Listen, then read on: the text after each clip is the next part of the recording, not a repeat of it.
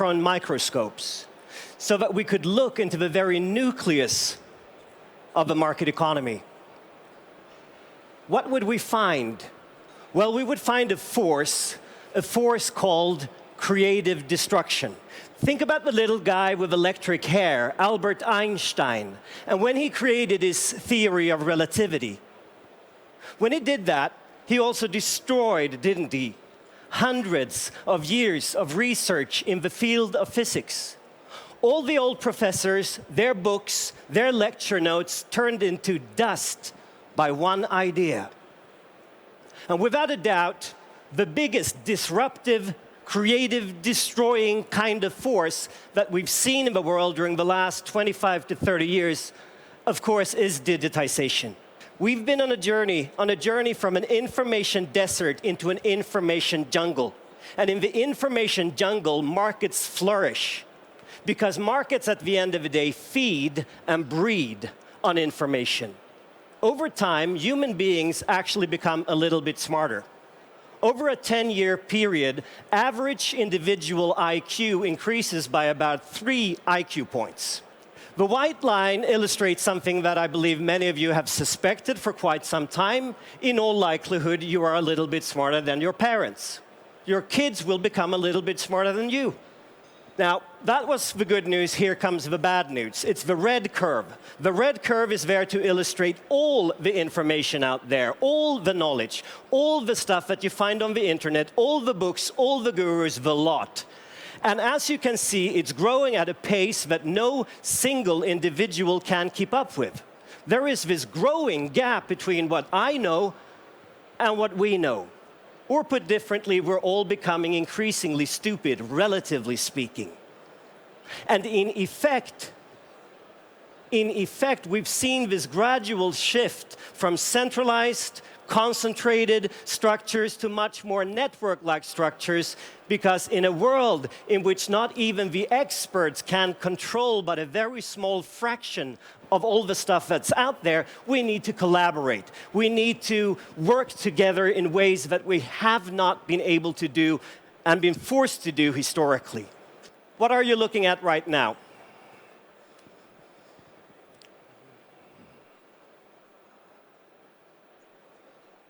A face. But really what you're looking at is, of course, 3 circles and a straight line. But 3 circles and a straight line lack meaning. And as I told you, we hate meaninglessness, so we fill in the blanks. And great leaders, I believe, have always understood this. If people crave meaning, give them meaning. People want to believe in themselves, the work that they do, and in their organization. There were solid reasons, I believe, for why that guy, once upon a time, said, "I have a dream," and why he decided not to say, "I have a 5-year plan." Dreams are inspirational. Dreams lift us up to where we belong, and dreams are powerful, not the least from an economic perspective. Ladies and gentlemen, a big round of applause for Dr. Jonas Ridderstrahle. Fantastic. Thank you very much for these impulses, for the ideas, for the dreams. How do you get these ideas for your analogies sometimes? Like the toilet we just saw at the beginning? I mean, how does that arise? I usually get sort of most of my metaphors from my personal life, because I mean, if I can't relate to it, it sort of doesn't make sense. And I think it was Wittgenstein who really, if we go back in time and talk about language games, and really it's a question of finding something which is tangible to people, and most people actually go to the toilet every once in a while. I bet more than 3 do have one. Yeah, yep. I'm pretty sure. So thank you very much so far. And like you said before, we're going to continue with our panel discussion to get a bit more into depth with the topic. And we're just setting up the stage here. I think this looks pretty good already. You want to take a seat, Jonas? Yep. Why don't you have a seat right over there? But this round would not be complete. The CTO and member of the Board of Management of Siemens AG. Please welcome Dr. Roland Busch. Welcome. Hi, thank you. Hi, Jonas. Hi. So please have a seat. Comfortable here between you two. Absolutely. How are you feeling today? Great. Great. Good to be here. So we're talking about digitalization, of course. Now, let me tell you something you already know. Now, the world is becoming ever more connected, ever more complex. That's, of course. Billions of devices and machines generate massive amounts of data. And they kind of create a bridge between the virtual and the real world, I guess we can say, which you can also see here on display here at the Siemens booth. Now, these devices are becoming ever more smarter, thanks to artificial intelligence or also technological autonomy. Now, observers agree that this is just the beginning of digitalization. So I think it's fair to ask, is digitalization a chance, or is it rather a threat? Now, we heard some of your thoughts on the topic. How about you? Well, I mean, I clearly see it as a chance. And many people are scared because they believe technologies pushes people and people's work aside. And my point is, number one is, we have to have in mind that the labor market globally is declining. True. Due to this fact that we are living in an aging society. So in order to keep our momentum, our growth momentum, we have anyhow to find ways how to get, let's say, more productivity with less adding labor, number one. And number two, it will be a change, and there will be a change how we are working, how people are working, but it's a positive one. I mean, less heavy lifting if you talk about robots, which are taking away some work, which is maybe you don't want to have. But it's really, at the end of the day, driving more productivity, maintaining the growth momentum, and then also taking sure that each generation has a little bit of a better life than before. And this is driven by technology, as was it in the past. So each generation gets better, each generation gets smarter. Yes, Mr. I think it was the Dalai Lama who once said, "What is."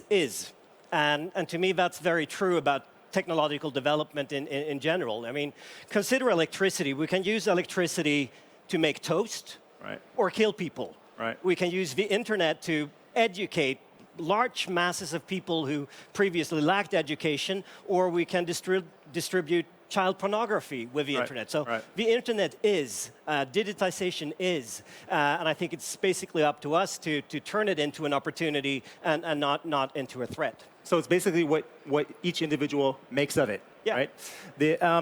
So how does the role of the human being look like in a fully digitalized world? We just said it's not just about trying to create a growth without, what did we say, growth without people. What does it look like? What are we looking for? New skills, new talents? What is that going to look like? In short, I mean, I would say that digitization will sort of deal with the hard stuff. So the new hard stuff will be the soft stuff. I mean, if you consider something like online poker, and I'm not a big online poker player, but I have friends who are into it. And if you go back in time, the best poker players were basically card counters. It's a little bit of psychology, but in essence, it was math and statistics. Today, with the kind of software that basically any online poker player has access to, that stuff is like a toilet. I mean, the software will do the card counting for you. So instead, it's the soft stuff. It's about reading the other players. And I think those are the kind of skills where, at least so far, the human being has a competitive advantage in relation to the computer. So the last competitive advantage of man may actually be the emotional, soft, fluffy kind of stuff. How about from a perspective from Siemens? Well, I think I have to make a little bit of a sidestep. So if we talk about digitalization, we have to have in mind that still the major part of our world will be not digital. Right. I mean, a car can be as autonomous as it will be. You still have tires. You will still have a metal sheet around you and seats. If you talk about digitalization industry, the power supply will still be there. We talk about electrons. You still have electrons running through substations and fuses. So that means that part will not go away. But the point would be, the devices we are talking about are getting more intelligent, as you said. Again, take an autonomous car. A car is already very intelligent. If it's really autonomous, it's maybe 100,000 times more intelligent and has more sensors and actuators and intelligence in it. Same happens to our devices, the field devices, which you see all over the place here. They're getting more intelligent. And in doing so, they fulfill different roles than they did in the past, firstly. Secondly, you will get much, much more information from the way how they're performing, how they're doing, how they're contributing to the whole value chain. And from that, if you do it in the right way, smart enough, then you can deduct, make out this information, valuable information, and then drive it into really improving your business.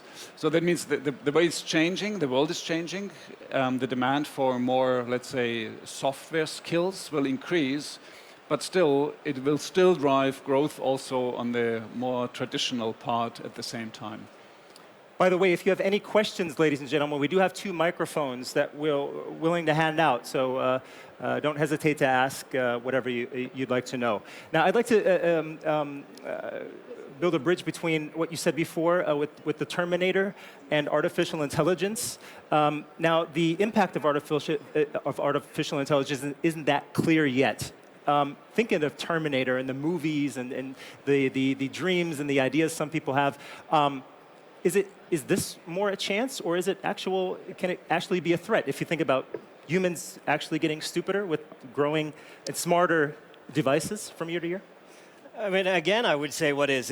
I mean, it's happening. It's basically how we deal with it that determines whether it will be a threat or an opportunity. I mean, my worry would be, and this more from a corporate leadership point of view, that we're going to end up in a fairly sterile kind of environment. There's a lovely story from The Hitchhiker's Guide to the Galaxy, the book, where they ask the computer the questions, what's the meaning of life? And after a couple of 100,000 of years of calculating this, they end 42. up with the number 42. 42. Yeah, and that would be my worry, that we're going to deal with something which is, at the end of the day, really about human relationships. I mean, business at the end of the day is about that, in a way that makes it sort of sterile and anti-human, and that would be sort of my worry. For sure, information can help us, but typically, when you have a lot of information, you have a meeting, and then you decide that the outcome of a meeting is to collect more information and have another meeting, and have another meeting, and another meeting. So there's this risk for sort of analysis paralysis that comes as an effect of all this. Kind of sounds like your schedule, your daily schedule, meeting from meeting to meeting to meeting. Does that have to do with it? Yeah, sort of. I think, I mean, again, I said it's not a threat, it's an opportunity. And sometimes people worrying about that robots are, let's say, taking over. I mean, they are so intelligent, they reproduce themselves and so on. I think worrying about this is something like worrying about overpopulation of the Mars. Right. Okay. It's far away. So many of the technologies that are currently determining digitalization have a big impact on certain industries and on certain individuals. What would you say is the technology with the biggest impact right now? It depends, doesn't it? It depends on what industry you're looking at. It depends on what part of the world we're in. I mean, consider Africa. I was at another Siemens conference in Hong Kong just a few weeks ago. And in Africa today, we have about 1 billion people. 60% of those people lack energy. Mm-hmm. They lack electricity. So if you're in Africa, I mean, digitization for sure can help a number of African countries to leapfrog certain stages that typically European countries went through. But for them, I would say that electricity is still the most important technology. So it depends very much on where you happen to be in the world. That would be sort of my initial response to that question. And from your point of view? I mean, as you said, I strongly believe that the energy sector is that one which is benefiting most from, on the one side, going more digital, on the other side, going more decentral, smaller devices, and decentral means also using more renewables, which is available. And it really boosts a lot of countries which are just on its verge to developing, number one. The second biggest impact, I believe, is, and that you can see here, obviously, is on the whole manufacturing and process industries, because this is a huge demand of being more productive, being faster in the time to market, more personalized. And a third one, which I would pick, would be cities. The way how we are living in cities, and the cities, there's an urbanization trend going on, which puts a tremendous amount of pressure on infrastructure. Is it power supply? Is it how to move people and goods within a city? Is it on buildings, living? That has a tremendous opportunity to get really, let's say, relief from the stress of increasing population, at the same time make a more livable place. And that happens all over the world. So if we think about the thing I said at the beginning, observers agree that we're just at the beginning of digitalization. Do you think the groundwork has been done, sufficiently done, for further growth and utilization? Again, it depends. I mean, it's such a general question. I think to some extent, where we lack still is in education. I mean, that's sort of my background. I used to be in academia. In reality, the schoolhouse of the future will probably look like this. And it's neither school nor house, but it's still extremely powerful. I think, for some odd reason, education is lacking here when it should be the spearhead. And we probably need to redefine the entire concept of learning, unlearning, and relearning, really, because at the end of the day, gone are the days when you could get this huge overdose of training and education up to the age of 22, 23, and then supposed to be high flying on that overdose for the next 40 years. In addition to that, as we're growing older, most people will probably have to consider having dual careers, not the traditional concept of dual careers within a relationship, but if we're going to work until the age of 80, do you really want to do the same thing for 60 years? So maybe we also need to change the entire educational system so that we can go back when we're sort of our age, around 50, and perhaps retrain and become an architect or a school teacher. Is this just generally speaking, or I mean, you get around a lot, or are there countries where you say, hey, they're just a bit ahead with the education system? They're doing it right. They're on the right track. To some extent, I guess it has something to do with the aging population. So certain countries tend to have to ask those kind of questions right now. So Sweden, my home country, for sure, we have to consider it. Japan, definitely with the aging population. And then they're doing some interesting stuff in China as well. And then we have the US. So I think we see islands of creativity where we're thinking about how to redesign education rather than one big center. Yep. So, I mean, coming back to your question, I think there's a couple of elements. Number one is, are we prepared regarding technology development? I think yes. I mean, if you think about the cost and the availability of process power, I mean, we are creating data center everywhere. It's almost unlimited now. The way is the same holds true for the cost of connectivity and all that stuff. That's fine. Secondly, you need to have a certain kind of standards in order to make these devices talk to each other. There's a lot of things going on. Industry 4.0 is one thing, IIC in the United States. I think we are making progress there, and that's good, we need it. And the third element, and I would fully subscribe to your point, is where I believe it's lacking is the amount of education and training. And this goes all ranks, from the top artificial intelligence scientists, and I mean, they are really, we cannot get enough. They get a, scarce resource, so they get paid like hell. Down to the ranks on blue-collar worker, which have a different work. Have in mind, digitalization is also increasing the speed with which we are changing. But that means also we have to increase the speed with which people are learning. And this is not reflected yet in our education and training, schools, environments, infrastructure. We really have to speed up there. It's a transformation. We have a question from the audience. Can we get him a microphone over here? Right in the front, first row?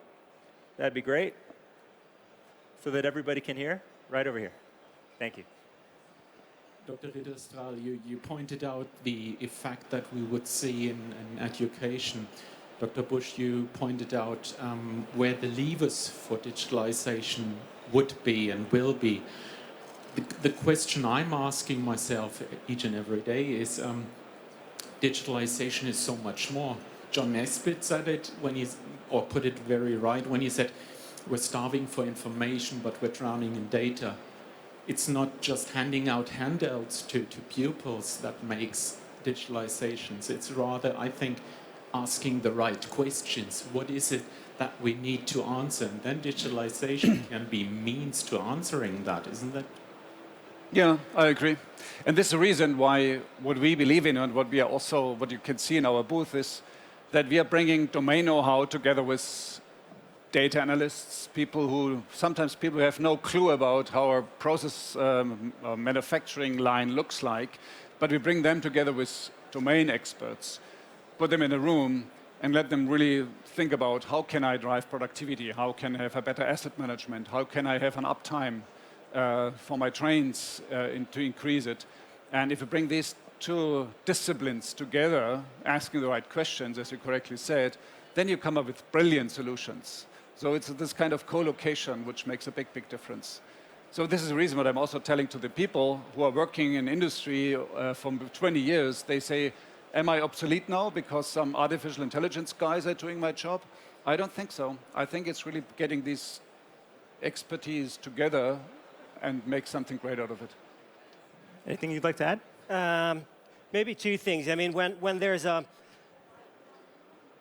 abundance of information and perhaps even an abundance of knowledge, what becomes scarce? Well, wisdom, because I think wisdom there is a clear lack of in the world today. Attention is becoming a very, very scarce resource, which I think matters to just about anyone. Basically, it doesn't depend really on what you do. The second thing is the changing constellations in which we need to work and the kind of demands that will put on people. I mean, historically, you ended up in a network and you stayed in that network as an individual or as a company. And I think perhaps we should learn something from the world of internet dating. I guess everyone is familiar with the world of internet dating, or at least you have friends who have told you about the world of internet dating. They have some interesting acronyms in the world of internet dating. My friends have told me. MBA, which doesn't stand for Master of Business Administration, but married but available. There's also MBL, which is married but looking.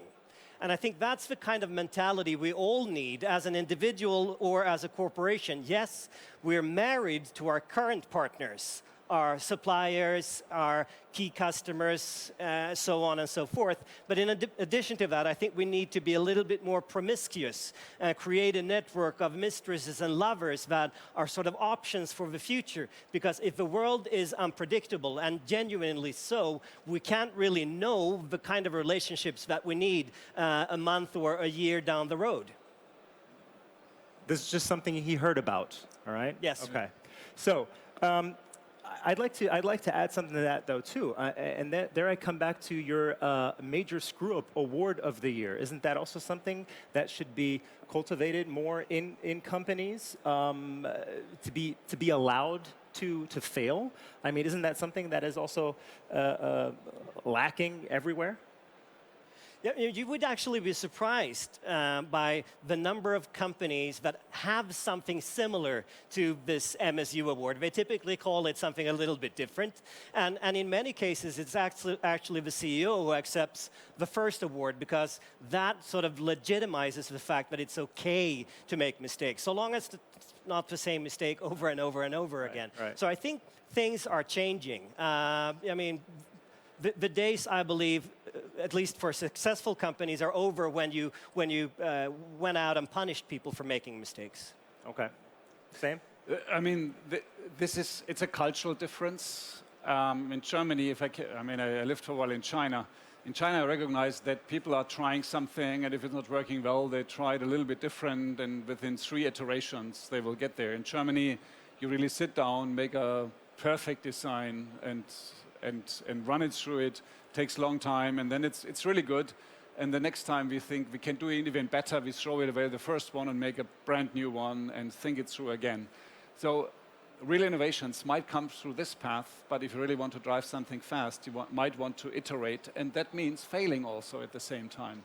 So the culture of not always winning, but also award something if you fail, or give it a second try and say, look, you learned something now, try it again.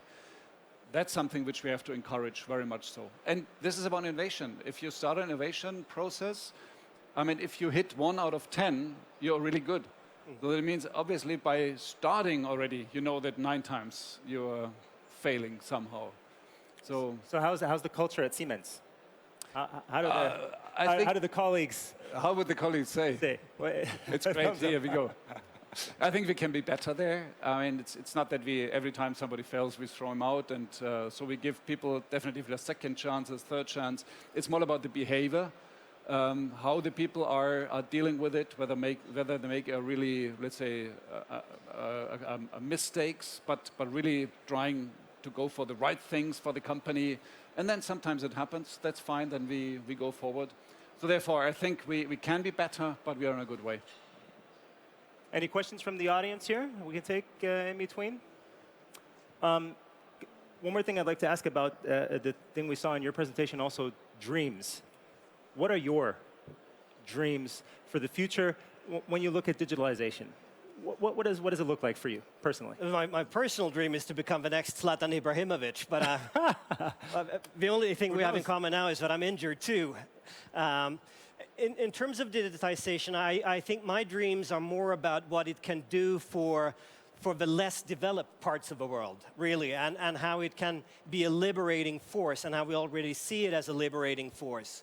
I mean, consider the Arab Spring and how the most popular internet dating site in Libya enabled the rebels to communicate initially and then eventually overthrow Gaddafi. Look at how digitization is changing the role of women in the world, where now women are becoming much more of a force to be reckoned with all over the place. And I think, if anything, we're going to see my sort of key trend for the future is feminization, and how women basically will take over the world, and digitization is playing an important role in doing that.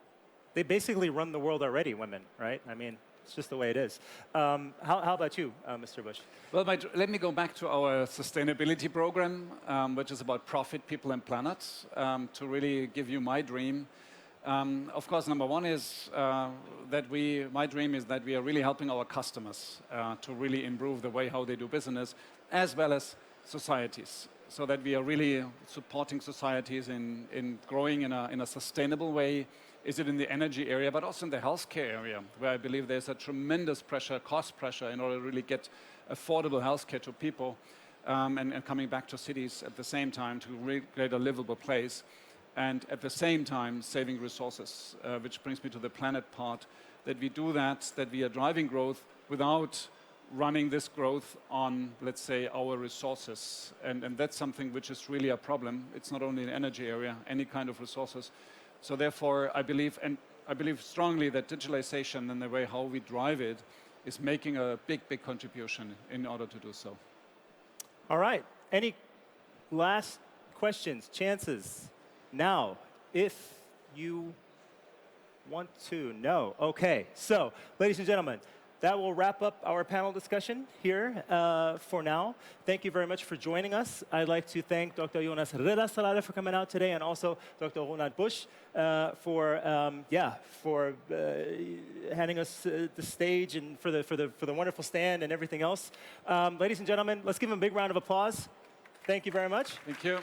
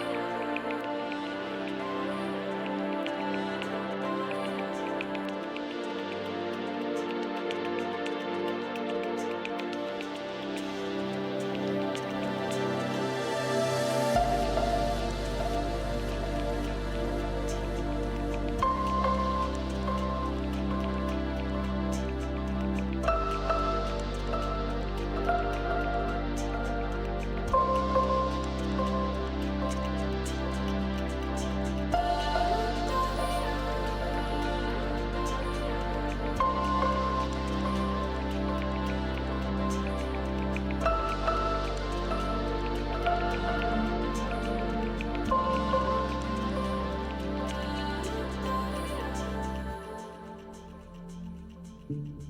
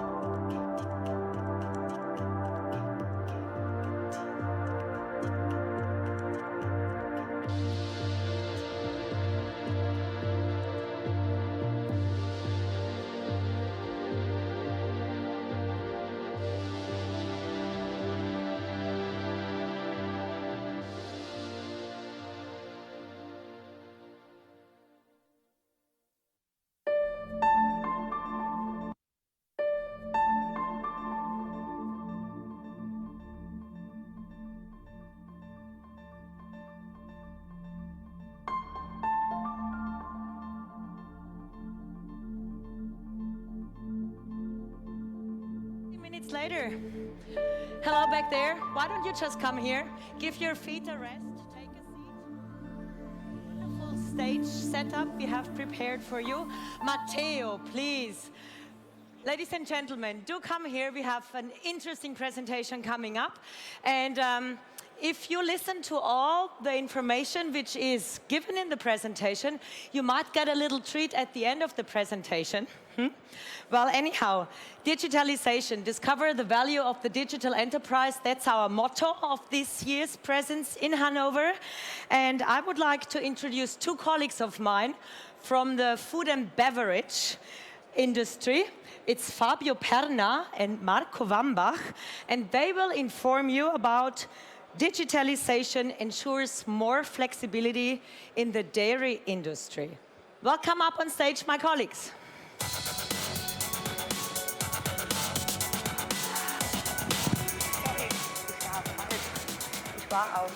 Hello everybody and welcome to the Siemens Food and Beverage world.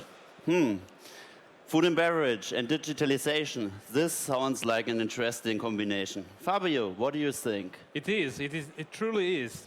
And today we will talk about the dairy industry as an example. And Marco, that's why I brought something for you. This is a nice bottle of chocolate milk. Would you like to drink it? I'm not a chocolate fan. Oh. Can we change it? Okay, no problem. I'm prepared. I thought you're a sweet guy, but I will drink this. I have something different for you. It's an orange mango drink. So it's sporty, fruity. Maybe it suits you. Yes, this is perfect, but Fabio, it's not fitting to our corporate design. Look in the booth. Okay, which kind of label would you like to have? A white one, a black one, a blue one? Look in the booth, I think blue is fine. Okay, so blue, like our tie. Yeah, I will make it possible. We can modify the label and adapt it to your personal requirements. My name is Fabio Perna. And my name is Mark Wambach. We are working for Siemens Food and Beverage. And today, we will show you how digitalization applies to the dairy industry. Digitalization is not only about strong cars, big airplanes, or other high-tech products. Wait, Marco, just a second. Still, I think that car up there is very fancy. Can you get me one? Fabio, focus. We are talking about milk. Yes, okay, I was just kidding. Imagine, when you're in the supermarket, you see a lot of different flavors, attractive packaging, and ingredients targeting different customer requirements. Low-fat milk, organic milk. And I always wonder how the global player in the dairy market can manage these complex customer demands. And I strongly believe digitalization can help us here. Absolutely. Digitalization is playing a vital role here. And we at Siemens, we can make it happen because we have the complete portfolio to cover the entire life cycle of a product like this bottle of milk, starting with the product design and going over to production planning, engineering, execution, and of course, the services. Okay, then let's start with the product design. Here it's all about to create a digital twin for our milk-based drink. Even for such a simple drink, there's an accurate formulation process behind. This means we have to make sure that the required ingredients, fat, milk, sugar, and fruit, are mixed in the right concentration. Siemens supports the formulation process, taking into account different regulatories on the different markets. So no matter if you are producing in Americas, in Europe, in Asia, we have a system taking into account all you need to meet the requirements of these markets. So we come up with a nutrition table, which is also the link to our next step in the concept, creating an attractive and cost-efficient package design. This includes aspects like the stress test simulation of the packaging, and of course, the label design. Marco, label design. This is a step where we can take care of adapt the label according to your needs. Perfect, great. And after the product has been designed now, we have to verify if we can produce it on a wider scale. Just like we've seen for the product itself, we have to produce a digital twin for the complete production facility. This enables us to simulate the production capacity and check if we can reach our production targets. So this means that we can really validate the production before we build a plant. We are able to identify overcapacities and bottlenecks. And most important, we can run the simulation of the production under extreme conditions without any risk for the plant itself or for the personnel. Wow. And I think this is really helpful for the plant owners. Okay, but Fabio, can we use a digital twin even after the startup of the plant? For sure. Every time you will introduce a new product, you will be able to validate it against the digital twin of the plant. And this is saving a lot of your time to market. So the digital twin is also the base for the next step in our concept, which is production engineering. Production engineering. This is traditionally a lot of work. Here, the engineers are consuming a lot of time to specify the mechanical, the electrical, and the automation components. With Siemens, you can save this time because we have the technology to integrate the electrical and mechanical design in with automation. You're right, Marco. Siemens has all the software tool for the phase of the production engineering. And the great thing is that all these tools are integrated together, are capable of exchanging data. And this is bringing the productivity of your teams working on the electrical, the mechanical, and the automation designer on the next level. And by the way, this is also how digitalization gets a human touch, because it helps people to work closer together and become more efficient. Okay, Fabio, we heard a lot about efficiency, production planning, digital twin. But how you produce my milk? I knew you will come up with this question. Now, it's time to bring you from the virtual world of planning and engineering to the real world of production. And you know, Marco, you're quite demanding with all your requirements in terms of flavor, in terms of special label design. And I'm sure you will also have requirements in terms of quality, in terms of efficiency. So it's really a hard job. And you can only succeed in this if you perfectly synchronize your business processes and your manufacturing operations. So the crucial aspect here is a proper scheduling, taking into account the availability of all the resources you need, the materials, the equipment, the personnel, and also some aspects like the energy efficiency. And you know, Siemens has a great solution for this. Oh, that's nice. But besides scheduling, we also need to consider the efficiency of our production lines. Siemens technology makes it easier to get the transparency on our production assets. You can calculate and report KPIs and even react with balancing algorithms in order to avoid downtimes. So, Marco, I can imagine this works very well if we're considering one production line. But you know, a global dairy player in the global market, they will have dozens of plants all over the world. So how do we do the data analytics if you think about the bigger scale? You always think big, Fabio.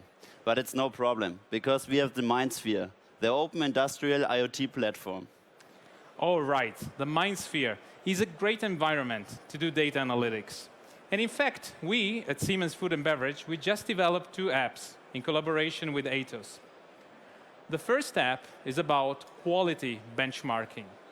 You can easily compare different sites independently where they are located all over the world and immediately identify which plant is delivering the right quality to meet your customer demand. The second application we have developed is about performance benchmarking. Performance is a crucial aspect, especially for filling and packaging lines. Only if you have full transparency about the performance of your lines, you will be able to stay competitive in an aggressive market like the dairy industry. Yes, great. And this gives the flexibility to the plant owners to do data analytics on one central platform, no matter if it's production or maintenance. MindSphere can make it all, anywhere and anytime. All right, so it's really amazing. What a comprehensive portfolio for digitalization in the dairy industry. So I think now, Marco, it's time to summarize the main aspects. So first, digitalization allows a horizontal and vertical data integration, fostering collaboration within an enterprise and bringing people closer. Yes, and digitalization turns your data into real value. So you can use this information to bridge the gaps between your stakeholders, R&D, production, warehousing. And finally, the digital twin allows you to simulate everything in the virtual world before you ever commit any resource into the real world. And now, Marco, talking about the real world, I have something real for you. Your mango orange drink with a blue label, according to our corporate design. What do you think? Fine, I think we can use it here. Absolutely. And if you want your drink, visit us in the F&B area and get your drink. If you have any further questions, we are here. Thank you very much. Thank you. Mm-hmm.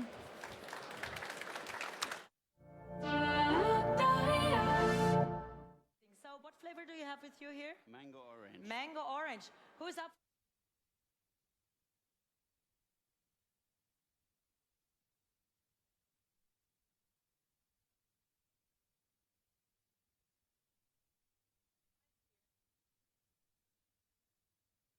Is where you can choose, select your own drink. So don't miss it. Go there and see it. But you should not go now. Big hand of applause for those 2 guys here. Thank you very much.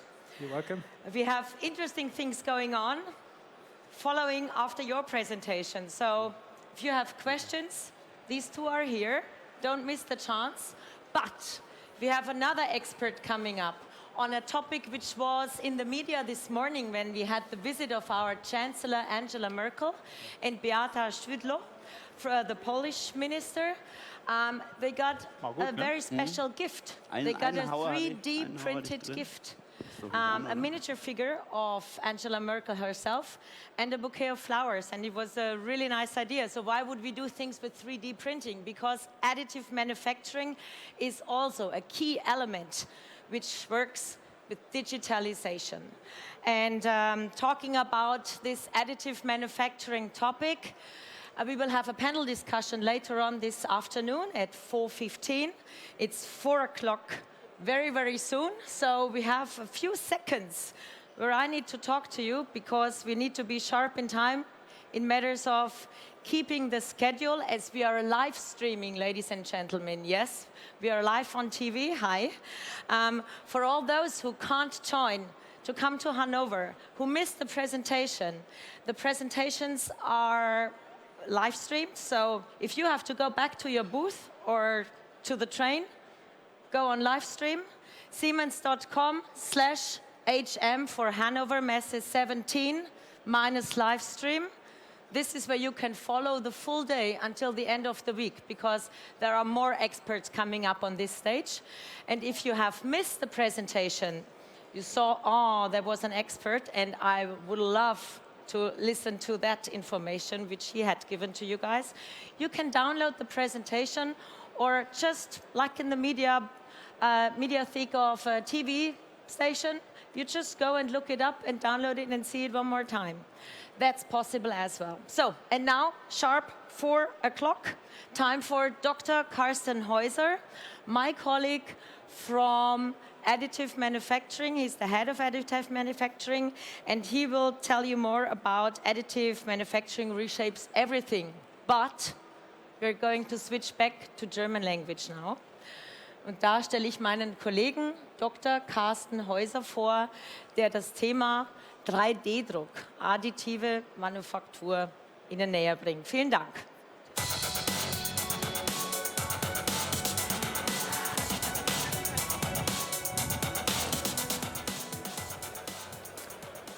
Herzlich willkommen auf der Hannover Messe. Ja, ein großer Start für Additive Manufacturing. Heute Morgen schon bei der ersten Präsentation von unserem CEO mit Frau Dr. Merkel. Und was verändert sich mit der additiven Fertigung? Was steckt dahinter? Was sind die Vorteile, was sind die Chancen und insbesondere, was ist die Rolle von Siemens darin? Das sind die Themen für die nächsten 10 Minuten. Mein Name ist Carsten Häuser. Ich leite die Additive Manufacturing Aktivitäten in der Siemens Digital Factory. Lassen Sie uns starten mit den Produkten und den Möglichkeiten, die hinter der additiven Fertigung stecken. Daraufhin wollen wir uns die Fertigungsverfahren und die Veränderungen der Geschäftsmodelle anschauen. Und am Ende meines Vortrages geht es darum, in die Zukunft zu blicken. Wie sieht eine vollindustrielle, vollautomatisierte 3D-Fertigung in der Zukunft aus? Und noch viel wichtiger, was bringt Siemens mit, um heute schon den Kunden zu helfen, in dieser Technologie aktiv zu werden und zu unterstützen? Ingenieure hatten die Aufgabe, ein Design zu erstellen, losgelöst von den Möglichkeiten und den Limitierungen aus der klassischen Produktionstechnik. Sie waren gefordert, nur an die Funktion zu denken für einen Hochtemperaturbrenner aus Metall. Das ist das, was dabei herausgekommen ist. Getauft haben sie es Fenchelbrenner, weil es so ein bisschen aussieht wie so eine Fenchelknolle. Aber das demonstriert hervorragend, was die Möglichkeiten der additiven Fertigung darstellt. Sie können plötzlich als Ingenieur in einem ganz anderen Spektrum designen. Dinge, die Sie mit einer konventionellen Fertigung heute nicht herstellen können. So etwas funktioniert ausschließlich mit 3D-Druck. Oder dieses Beispiel hier, ein Umlenkhebel von einem Flugzeug. Sieht ganz unscheinbar aus. Auf der einen Seite das konventionelle Design, auf der anderen Seite mit der Siemens NX-Software ein optimiertes Design und mit additiver Fertigung hergestellt. Die Eigenschaften, Stabilität, Funktion sind die gleiche. Aber Sie brauchen deutlich weniger Material, wenn Sie sowas mit einem 3D-Druck und den entsprechenden Software-Tools realisieren können. Oder ein Beispiel aus einem ganz anderen Umfeld, eine Operationshilfe, eine individualisierte Operationshilfe, die einem Arzt dabei hilft bei einer Knieoperation. Hier fängt der Prozess schon noch einen Schritt weiter vorne an. Stellen Sie sich vor, Sie gehen in einen Computertomographen. Es wird ein Design von Ihrem Knie durch ein Abbild erzeugt, was dann wieder in unseren Software-Tools visualisiert wird als die Schablone für eine individuelle Operationshilfe. Faszinierende neue Möglichkeiten, hier für jeden Patient genau das zu designen und herzustellen, was dem Arzt am Ende und Ihnen als Patient natürlich bei solch einer Operation hilft. Ich darf Sie jetzt schon einladen an unseren Stand, wo Sie genau dies live sehen. Natürlich nicht die Operation, sondern die Produktion von dieser Operationshilfe. Was sind die Technologien, die diese Funktionen, diese Produkte möglich machen? Was verändert sich in der Fertigung? Wir bei Siemens fokussieren im Wesentlichen auf 4 Technologiefelder, die aus unserer Sicht für die industrielle Fertigung am wichtigsten derzeit sind. Alle diese Technologien haben gemeinsam, dass sie aus einem 3D-CAD-Modell Schicht um Schicht additiv Werkstoffe aufbauen. Lassen Sie mich eine Technologie etwas mehr im Detail beschreiben, weil wir diese auch hier am Siemens-Stand vorrätig haben und hier auch demonstrieren. Powder Bed Fusion. Den Namen hat diese Technologie von dem mikrometerfeinen Pulver. Dieses Pulver kann Metall, Plastik oder Keramik sein. Mit einer Rakel wird es in sehr feinen Schichten aufgetragen. Ein Laser sorgt dafür, ganz präzise an ganz bestimmten Orten dieses Material aufzuschmelzen. Und wenn Sie das wieder und wieder und wieder machen, wächst langsam in der Prozesskammer das Bauteil wie in einem 3D-Drucker nach unten heraus. Was heißt das jetzt für den Vergleich, wenn man aus dem klassischen Fertigungsumfeld kommt? Ich habe eine extreme Fertigungstiefe in nur einer Maschine. Ich brauche keine Werkzeuge. Ich brauche keine Gussformen, um diese Materialien zu verdrucken und diese Bauteile herzustellen. Mein Materialverbrauch ist extrem optimiert. Ich verdrucke nur das Material, was ich wirklich brauche. Überflüssiges Pulver kann wieder recycelt werden und im Nachgang benutzt und wieder in zukünftige Prozesse zugeführt werden. Und last but not least ist es möglich, von sehr vielen Prozessschritten, Montageschritten auf sehr wenige zu reduzieren und damit meine Fertigung weiter zu optimieren. Aber nicht nur die Fertigung verändert sich, auch das Denken, wie wir die Geschäftsmodelle aufbauen, verändern sich. Nehmen Sie diese 3 Beispiele, die das sehr plastisch Ihnen vor Augen führen. Konventionell haben Sie Ersatzteile in einem Lager. Die bewahren Sie auf, bis Sie irgendwann im Service diese Teile brauchen. Mit 3D-Druck können Sie dieses Lager transferieren in eine digitale Welt. Sie lagern sozusagen die Designs dieser Bauteile und dieser Ersatzteile. Der große Vorteil ist, wann auch immer Sie das Teil brauchen, wo auch immer und wie auch immer, können Sie das drucken on demand und es eröffnet ganz neue Möglichkeiten in Service-Geschäftsmodellen. Oder eben schon beschrieben mit der Operationshilfe. Es wird möglich, hochpersonalisierte, individuelle Bauteile zu niedrigen Kosten herzustellen mit dem 3D-Druckverfahren. Innovationszyklen. Stellen Sie sich vor, früher mit Bauteilen, mit Gussformen hatten Sie monatelang gebraucht, bis Sie jemals ein Design in Ihrer Kette überprüfen konnten auf ihre Funktionalität. Unsere Kollegen aus dem Power-Service-Bereich, die schaffen das innerhalb von 48 Stunden von dem Design ein erstes Bauteil zu erzeugen, was sie schon testen können. Faszinierend, wie sie damit Innovationszyklen beschleunigen können. Aber bei allem dem und trotzdem, was schon erreicht worden ist, muss man zugeben, dass die Technologie heute aus der Blickwinkel und aus der Sicht einer industriellen Automatisierung sicherlich noch in den Kinderschuhen steckt.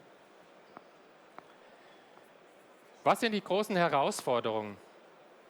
Wenn Sie sich diese Prozesskette anschauen, ganz oft sehen wir, Sie haben verschiedene Tools, Sie haben verschiedene Datenformate.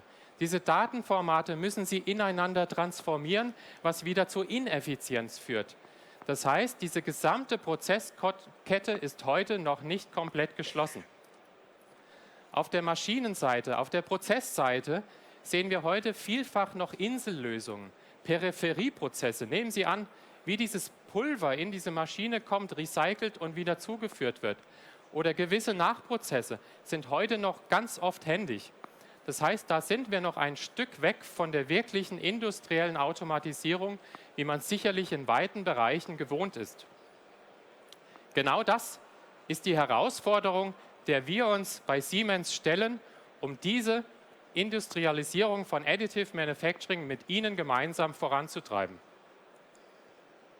Unser Ansatz dazu ist die Digital Enterprise Suite. Diese greift insbesondere hier im additiven Fertigungsumfeld. Lassen Sie uns einmal diese Säulen der Reihe nach durchgehen. Design, PLM, Software. Hier haben wir eine NX-Softwarelösung, eine Software, ein User-Interface, eine durchgängige Prozesskette. In Teamcenter werden Daten vom Anfang bis zur Übertragung auf die Maschine konsistent in Tools weiter bearbeitet. Das ist eine geschlossene Prozesskette, die viel effizienter funktioniert. Das startet beim Design, geht hinweg über die Simulation der Eigenschaften bis hin, dass diese Designs in Maschinencodes transformiert werden müssen. Sie brauchen teilweise Stützstrukturen. Sie müssen das in der Bauteilgeometrie einpassen. Das heißt, bis zu diesen Maschinencodes eine durchgängige Softwarekette mit unseren PLM-Produkten. Im nächsten Schritt geht es um die Automatisierung der Prozesslinien. Hier ist das Schlagwort TIA, Totally Integrated Automation. Hier diese gesamte Kette an Controllern, Automatisierungstechnik zu beschreiben, würde weit den Rahmen dieser Kurzpräsentation sprengen. Ich darf Sie einladen an unseren Messestand, wo wir diese einzelnen Komponenten mit Ihnen durchgehen können und Ihnen demonstrieren können, wie dadurch eine durchgehende Prozesskette entsteht, wie Sie weltweit einsetzbare Standards haben in Schaltsträngen, in der Automatisierung, mit den entsprechenden Softwarelösungen dahinter, um diesen Betrieb am Ende des Tages flexibel, kosteneffizient zu betreiben. Der dritte Baustein, Sie haben jetzt die Designs, Sie haben die Designs in die Produktion gegeben, Sie haben eine automatisierte Produktionskette, ist der Betrieb in einem effizienten Management dieser Produktionslinie. Hier kommt unser MOM, Manufacturing Operations Management, zum Zuge. Darin geht es eigentlich darum, wie Sie am Ende des Tages eine Produktionslinie effizient betreiben. Wie sorgen Sie für Produktionssteigerungen? Wie sorgen Sie für Produktivitätssteigerungen an der Anlage? Wie sorgen Sie für einen durchgängigen Produktionsdatenfluss Ihrer Bauteile, die Sie bestellt, produzieren und ausliefern? Dazu gibt es Lösungen in unseren MOM-Produkten, die auch für Additive Manufacturing einsetzbar sind. Innovationszyklen in unserer Welt verändern sich rapide. Immer mehr Designer, immer mehr Additive Manufacturing-Kollegen, immer mehr Supplier stehen vor der Frage, wie schaffen sie es, diese Vernetzung im Rahmen eines Co-Creation-Prozesses deutlich schneller und gemeinsamer voranzutreiben. Eine Neuerung hier auf der Hannover Messe ist die Ankündigung, dass wir hier mit einem ersten Prototypen starten für eine Siemens Part Manufacturing Plattform. Diese Siemens Part Manufacturing Plattform dient dazu, die Welt der brillanten Köpfe, die heute schon 3D-Druck designen können, mit der Welt der anderen Konstruktionsmitarbeiter zu verbinden. Sie können Supplier verbinden, die heute in diesem Materialbereich sind. Sie können Produktionskapazität mit Anwendern verbinden und vernetzen. Dadurch entsteht eine Plattform, die eben dieses Co-Innovation, Co-Creation möglich macht. Nehmen Sie an, irgendjemand will solch etwas wie dieses Bauteil in 3D fertigen. Sowas wird eine Möglichkeit sein, die in diesem System aufgebaut wird, dass es dort Crowd-Engineering, Ingenieure gibt, die mit dieser Fähigkeit Ihnen helfen, unterstützt von unseren Software-Tools, die dann verschiedene Design-Rules schon beinhalten und Ihnen dabei helfen, das Thema voranzubringen. Soweit zu meinem Vortrag. Viel mehr dazu gibt es gleich in einer Panel-Diskussion und in unserem Nachbarstand, in unserem Highlight Cube. Und denken Sie daran, wenn Sie diese Konstruktion hier sehen, Additive Manufacturing verändert einiges in unseren Köpfen, wie wir Produkte denken, in der Art und Weise, wie wir Manufacturing auffassen, neue Geschäftsmodelle, die dabei entstehen. Und am Ende des Tages die herzliche Einladung an Sie, wenn Sie weiter in dem Thema aktiv sein wollen, kommen Sie auf uns zu. Gemeinsam mit Ihnen gestalten wir die Industrialisierung von Additive Manufacturing. Herzlichen Dank.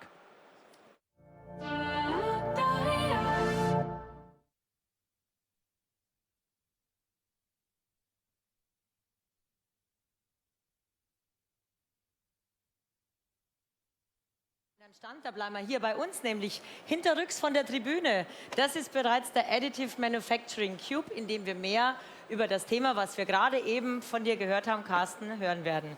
Jetzt habe ich hier was ganz Tolles in der Hand. Ne? Was hat das mit Additive Manufacturing zu tun, meine sehr verehrten Damen und Herren? Da haben wir es. Das war heute Vormittag der Besuch von der Kanzlerin bei uns auf dem Stand. And I'm going to switch now into English because this is the preparation for our panel, which is starting right now, actually talking about additive manufacturing and the value it brings. Well, for sure, it brought a great value to our Chancellor Angela Merkel because she has a 3D miniature version of herself now for her shelf at home. And the Polish minister, she got a 3D bouquet of flowers, also wonderful for a setup in the memory of Hanover. And well, information about Hanover and the setup behind us seems to be prepared. Additive manufacturing is your topic, Carsten. You're the specialist in it. You're our head of additive manufacturing within Siemens. And you have a lovely, lively panel discussion now with 4 participants. I'm going to leave the stage for you. I'm taking Angela with me. You're taking her with you. My one. Okay. So enjoy the panel discussion. The stage is yours. Thanks a lot. I would like to welcome our panelists here for our talk on additive manufacturing and driving the industrialization for additive manufacturing.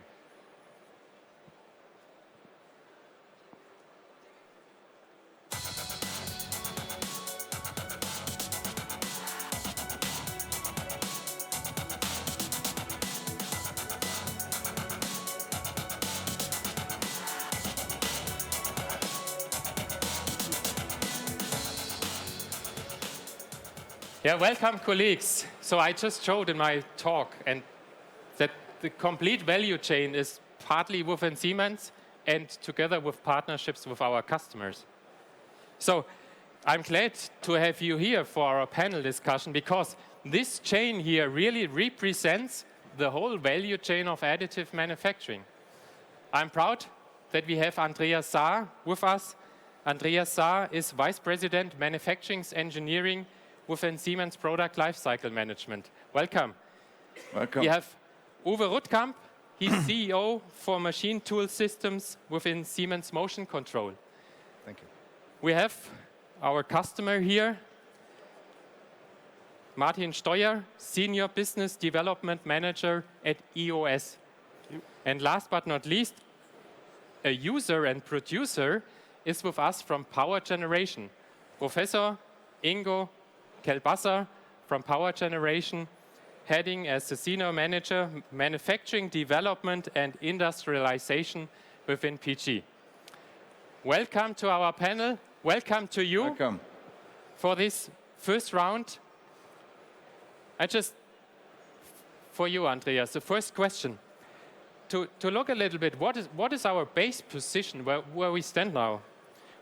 Where are we in terms of industrialization? How would you explain it between starting and being already there?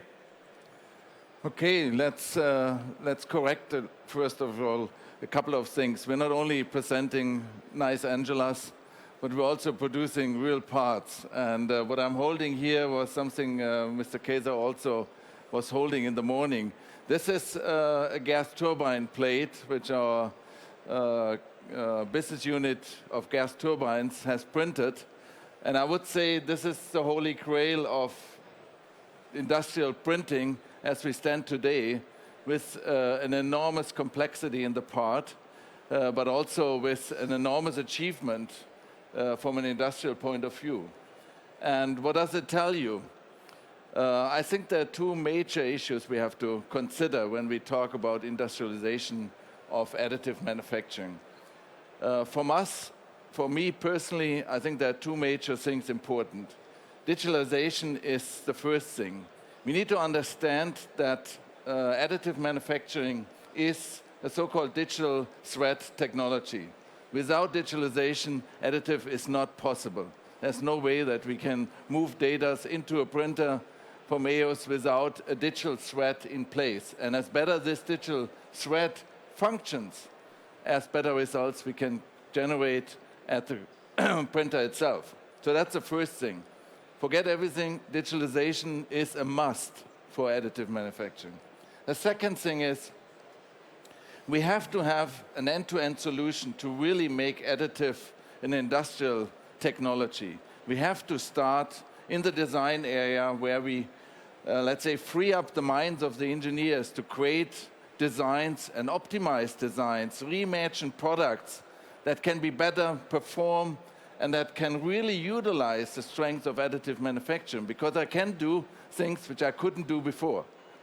And that is something where we're driving with our NX technology, design technology, but also engineering, the whole process which we just saw Carsten explaining, to make this whole process really an end-to-end, iterative, and first-time right process. And I think that's the two major things I would say help to industrialize additive manufacturing.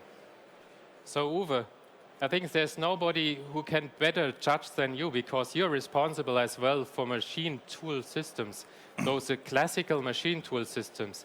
If you compare this technology with now this new field of 3D printing, how would you judge the level of industrialization today? Well, first of all, I would say, what is industrialization? Industrialization means that a machine is never stand-alone operating. It's always integrated in a line of other machines, because the process requires more processing than just the one machine, plus the machine and the machine lines integrated into the complete value chain of an enterprise. So this is integration. And for the classical machine tool business, there is no question. This all is there. Everybody understands that. Nobody will do it differently than running in an industrial environment with a cabinet being able to be shipped all over the world, in every country, have all the certifications. The machine is operated by everybody capable in the factories. It's a very mature situation. We are not as mature in additive manufacturing. Additive manufacturing comes from a world of standalone applications, but it has to go into the world of industrialization, as I explained. The second thing that determines the additive manufacturing technology is the capability of the designer. When a designer is able to utilize the full functionality of additive manufacturing, as you have shown in your pieces, then he is using the complete power of additive manufacturing. And that is not there. It is, for many cases, a delimiting factor in the enterprises today, that the designers don't have that knowledge yet how to utilize all these features. So Martin, EOS, you're one of the pioneers from this technology. How would you describe the level of industrialization today? Yeah, we see it, so EOS was founded in '89, so 27, 28 years now. And how we are seeing the world, that the first 20 years was prototyping. So, and that is what was already mentioned. The machines were used separate. They were used in research in a corner, and they were not yet in the production area. What we see since the last 7 years is that what we call the pre-production time, which means that you have small series production, that you have leading forefront companies like yourself, who is now going already in volume production, yeah? Who is printing hundreds of parts. And now we are at the edge with customers going into mass production. And like it was already mentioned, at the beginning, the quality of the part was important. In the last 7 years, it was the robustness of reproducing again and again the same quality, the same part was. And now we are getting from industrial customers 4 other challenges. One challenge is monitoring. Because we are going into the production, we need to monitor, and we need also to document how the process was done. We need integration, yeah, because we need to integrate into the MES systems, but we need also to integrate into the CAD, CAM, CAE areas, because what is possible on the printer, the engineer needs to know. Yes, there should be not a restriction, but the engineer needs to know for what he is designing. Then automation is another big challenge we are seeing and addressing. And last but not least, also scalability, so that a customer can grow with our systems. He is starting with one, and then he can grow further and further. So we are seeing that we are leaving the pre-production area and entering into the industrial area, like with customers of yours and big other customers. We just announced with Premium Aerotech and Daimler to build one of the first digital additive manufacturing factories for aerospace and automotive industries. Yeah. Ingo, would you agree to the judgment from the three colleagues here? Because you need to integrate all this stuff and produce. Yeah. Carsten, the short version is yes. And now comes the more detailed version. I think, of course, it's hard to add anything right now because you are the last in the row as an end user.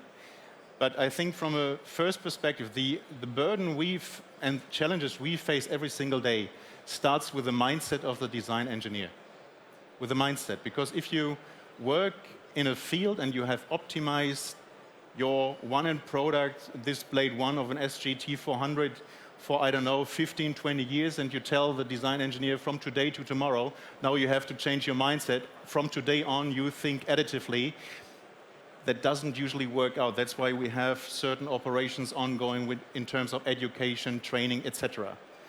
Second thing is you need the tools to think additively and to write it down and to sketch anything and everything additively. And therefore, we need a cooperation with you guys from DF, of course, with regard to new software tools, having the capability of real additive design. And in the end, of course, when it comes to interfaces, getting rid of these 4 or 5 different data formats from the design CAD file up to the printed and finished and good, to one and only PLM end-to-end communication, CAX framework with just one data format. And I think we have excluded one thing, and that is our own core competency is process know-how in specific materials. Because this material there is pretty hard to process in additive manufacturing. That's why I can't disclose here what kind of exact nickel-based alloy it is, but it is a nickel-based alloy, definitely meant for rotating parts. But this is really the core know-how we bring to the table, and that's why our enterprise and our department is called and area is called manufacturing development and industrialization. But if you ask me where we are in terms of industrialization, we are definitely at the beginning. How long does it take to print such a part in your machine? Just a few hours. Wow. But it doesn't depend so much how many blades do you print. I mean, it's just mainly in the first approach a question of the height of the part. Yeah. Doesn't matter if you print one part or 70 parts, right? Doesn't matter. So it's mainly a question of the height of one part, and you can scale it up. But coming back to intelligent software that you need to fit best like you can in this process chambers. But how do you cooperate with the colleagues here? I mentioned co-creation, co-innovation. Is this something which is active in your area as well with other partners? Oh yes, I mean, I can give you one example. Last year, end of last year in December, we had a very open innovation competition at one university. That was the RWTH Aachen University. And we have asked students, hey, if you think completely free, without thinking in the first approach, can I manufacture that? So think instead of design for manufacture, think in manufacture for design. And they have come up with wonderful solutions, much more free and open than we could do it and our designers could do it, because they are absolutely free in mind. And this absolutely helps in terms of open innovation, innovation, co-creation, but of course that comes along also with a big question of IPR, intellectual property rights, because in the end the design is ours. Mm-hmm. So, looking a little bit ahead, people would be interested, what is the strategy of Siemens in terms of additive manufacturing, as we have 3 colleagues here around? Would additive even make classical machine tool systems obsolete in the future, Uwe? No, it will not. Additive manufacturing is definitely opening new opportunities that are not possible in classical machine tool operations, or you have to take so much material off the piece that it doesn't make sense from a material perspective. It's too costly, takes too long to produce it. It opens new possibilities, but it is not taking anything away from the classical turning and milling processes, because that will still be there. You will still need a hole in a piece, you still need to polish it, you still need to manufacture it. So there are a lot of process steps that will not be substituted by additive manufacturing. But the thinking of the designer will make the possibilities on top of it so much more. So I think many of our visitors have already seen that we have an EOS machine on our booth for selective laser sintering, as I learned. What is it all about? Why do you have your machine here on the Siemens booth? One of the things is to show the integration, yeah? So that you're directly, without going through all these tools, that directly out of Siemens NX, you can set up everything. The engineer is getting already which of our machines he has selected, so he knows the build plate, yeah?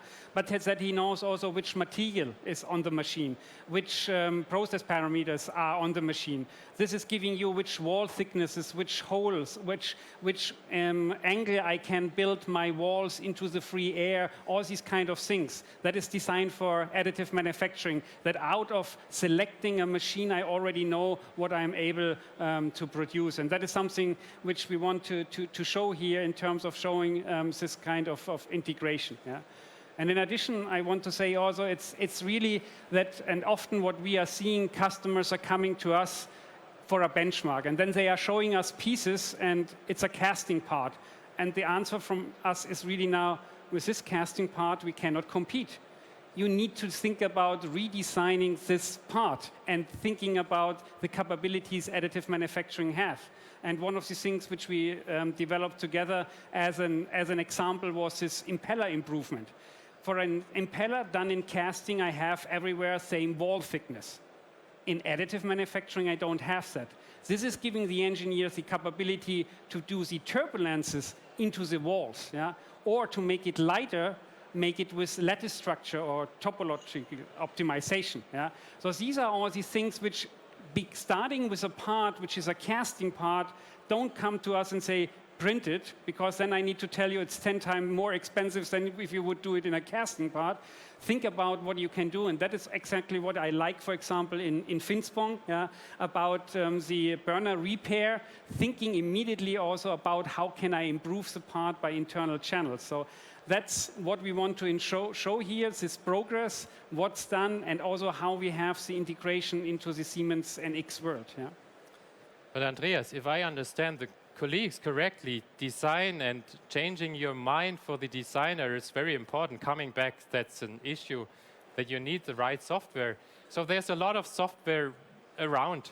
What is unique on your NX suite? So our strategy is clearly to integrate all the necessary elements in order to really come to a first-time right result in the printing process.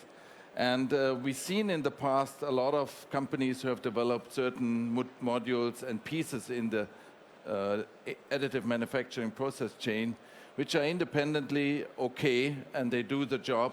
But when it comes together to really integrate this, you run into a lot of limitations. You have different interfaces, you have different data formats, as you mentioned. The user experience is completely different. Engineers have to learn 4, 5, 6 different programs in order to get this whole process correct. And that is what Siemens PL, with our NX approach, want to really prove, that we can integrate that in one user experience down, integrating into the printer and pulling all this information back, making that experience from design to the engineering, which is very important, which plays a big role to come to a first-time right thing, that we understand the process, understand how we layer metal and layer by layer, and how the melting functions, the material properties, characteristic, so that we really can provide our customers and engineers a real user experience from an end-to-end process, which is really leading to a first-time right result. And that's, I think, a huge change. No? It also means, by the way, that designers work with the engineers much, much closer together. The whole process in companies have to change between the way they work today, where designs are usually shown over the wall and you manufacture it, please, in really working together. And that's what we're trying to underlay with our software and solution approach. We are always talking about customer value, increasing customer value. So looking a little bit in the direction of PG. So your customers, your gas turbine manufacturers, operators, what is the additional value you're bringing to the table with additive manufacturing? First question. And second question, in terms of customer value, looking into the round here, what is your wish? What is needed next for you from the value chain, software, automation, or machine tool systems? Carsten, time is running. How much time do we have? No, not kidding. But I think from the customer perspective, of our customer perspective, purchasing these kind of components or entire power plants or gas turbines, it's mainly three drivers. It's cost driven, it's new functionality, and time to market. Taking that example you have mentioned, for example, that maintenance, repair, overhaul of these burner tips of an entire burner lance. That took in the past a certain amount of time, and we could decrease the time to market. So delivering the spare part after incoming order, we could decrease that time by 90%. So that makes sense. If you think about this blade, for example, that is a test rig blade. We can't print it out in a serial manner right now. We are further down the road, but we can't do it yet. But what we can do with this kind of 3D printed blade already is equipping a test rig that enables us to also decrease our test and validation cycle by 80–90%, coming to with a new product to the market in just 10% of the time. So time, cost-driven. The first serial part we have introduced mid of last year. That was a burner head as a spare part, new part manufacturer, not MRO, but new part manufacturer. That was, the same design was also manufactured in the past via a cast route. And now you have to imagine it is also a kind of cost if you think about substitution of conventional manufacturing routes. Because additive manufacturing is not just one process step. It is not just powder bed fusion. It has a design phase, it has a preparation phase, it has the additive manufacturing process step, but you have, of course, post-weld heat treatment, you have finishing operations, you have your supply chain. So by shortening all these different, in this case, AM routes, you can also decrease the cost. And of course, introducing new functionality, staying with that kind of example there, you have just two different options to increase the efficiency of a gas turbine from a thermal electrical point of view. Increasing your firing temperature, decreasing your, let's say, cooling fluid consumption. And you can't just do it by new case or using new materials, high strength, high temperature materials, and by using, for example, new designs that enable you for a new, more efficient cooling. And that's what you do with additive manufacture. You can think in absolutely new ways of redesigning conventional, in this case, turbine blades, to redesign your cooling channels to come up with a much more efficient cooling. And then you increase the efficiency, and the customer of ours, the client, will be definitely saving, in this case, usually fossil gas in order to run and fire these gas turbines in a combined power cycle plant. What is absolutely crucial for us as being the end user is that strategic cooperation with software, with integration, with line integration, MES systems, again, PLM end-to-end, because if we want to accelerate our innovation cycles, if we want to accelerate our time to market much more, then there is a huge potential. And I personally believe that the biggest potential in additive manufacturing can just be deployed by coupling that with digitization efforts, with digital twins, with also the ability at least to carry out and to conduct in situ process control. Yep. Because if you could do it, then you can save also subsequent process steps such as NDT, so non-destructive testing. But we are not there yet, but there's a huge potential in there. But Frank, if I listen to Ingo, it seems there are more steps than just the only machine for 3D printing. Where do you need help, or where do you get support from others? What is your core competence? Is it the machine, or will you spread in other areas as well? Post-processing or powder handling? So our core competence is laser hits the powder. Yeah? Okay. So mastering the process, mastering the laser, and getting out of powder solid metal. That's or polymers. That's our core competency. Where we are getting a lot of help or experiencing is in this kind of cooperation. As you can see at our booth, yes, we have visions in terms of how the additive manufacturing factory or production of the future can look like. But only with customers and also with other partners, you can feel and experience if this is really becoming reality, what you have envisioned. Yeah? Because you are not thinking all the things which can come into account. So for us, it's quite important to be part of this team to make this robust so that more customers can really then take advantage of additive manufacturing for new business models. And one of these business models is really spare parts, yeah? That you don't have a huge stock of spare parts, that you can think about, I put the printer in the near of the gas turbine factory, and I can print the spare parts directly in the near so that I can get the downtime to a minimum for my customers, yeah? Or other things. And that means everything we already talked about. We need to integrate our systems. We need to help with processing, yeah? We need to help also developing new materials, which was already mentioned. And that is for us, again, to come back, we are not only a machine vendor, yeah? We are providing all the material, and we are also selling the providing the process parameters. Because in our eyes, it is quite important to get our customers very fast up to success. Yeah?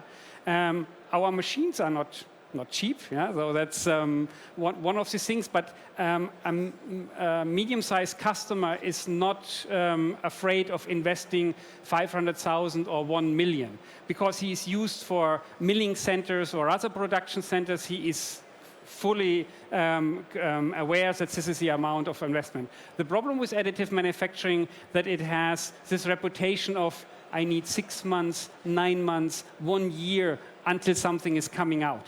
And through our integration and through providing together material and experience, we need to get this down that our customers are in 2 months up to speed and getting out the first parts. And then we will go into industrial manufacturing. And I think we are on a very good way together to show that to customers with more and more examples. Yeah?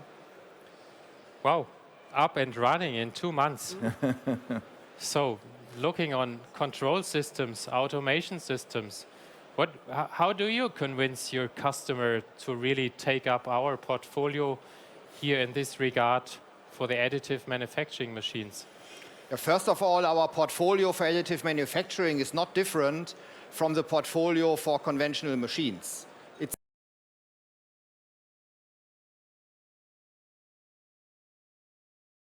It's a comprehensive automation portfolio that Siemens offers, from control over HMI to IOs. It's all there. And it's a matter of applying it. It's a matter of programming it. It's a matter of putting the right pieces together to use it for additive manufacturing. And we are, of course, helping our customers to get there. To build a control cabinet that can then be used all over the world, fulfilling all certifications. But now comes the important part. The important part is that an additive manufacturing machine uses a material, which comes in powder. So powder is completely different to handle than long sticks of metal. From a tracking and tracing perspective, from the way how to manage it in your stock, how to move it to the machine, it's completely different. So the automation as a front end of a machine to handle that is a new part. That is something that we develop together with OEMs to make that industrial, to automate that. And then, of course, once a piece is printed, it needs to maybe heating process is necessary or a cleaning process to get rid of exhaustive powder. That's another important separate step that is usually not done in the printing machine. Can be, but it sometimes is not. So it happens aside of the machine. And there again, the comprehensive automation portfolio from Siemens is then basically accompanying the core process of additive manufacturing. So the additives, the printing part, is only one part of it where the complete automation equipment is used. All the rest is sometimes different, sometimes the same as in the classical CNC business. And Siemens has it all. It's all there, can be used. Let's come to our third block. A look a little bit ahead in the next years. And one question to Andreas. Today, I think you announced a Siemens pad manufacturing platform. Just explain, what is it all about? Okay, let me say that first. We heard today and through your presentation and the panel discussion that we're on a good move. The technology is moving forward. It's stabilized. We have a lot of material research. Industrialization is a big topic. We all know to drive this forward, it's important. So the technology itself and the industrialization, I think we have a good picture to it.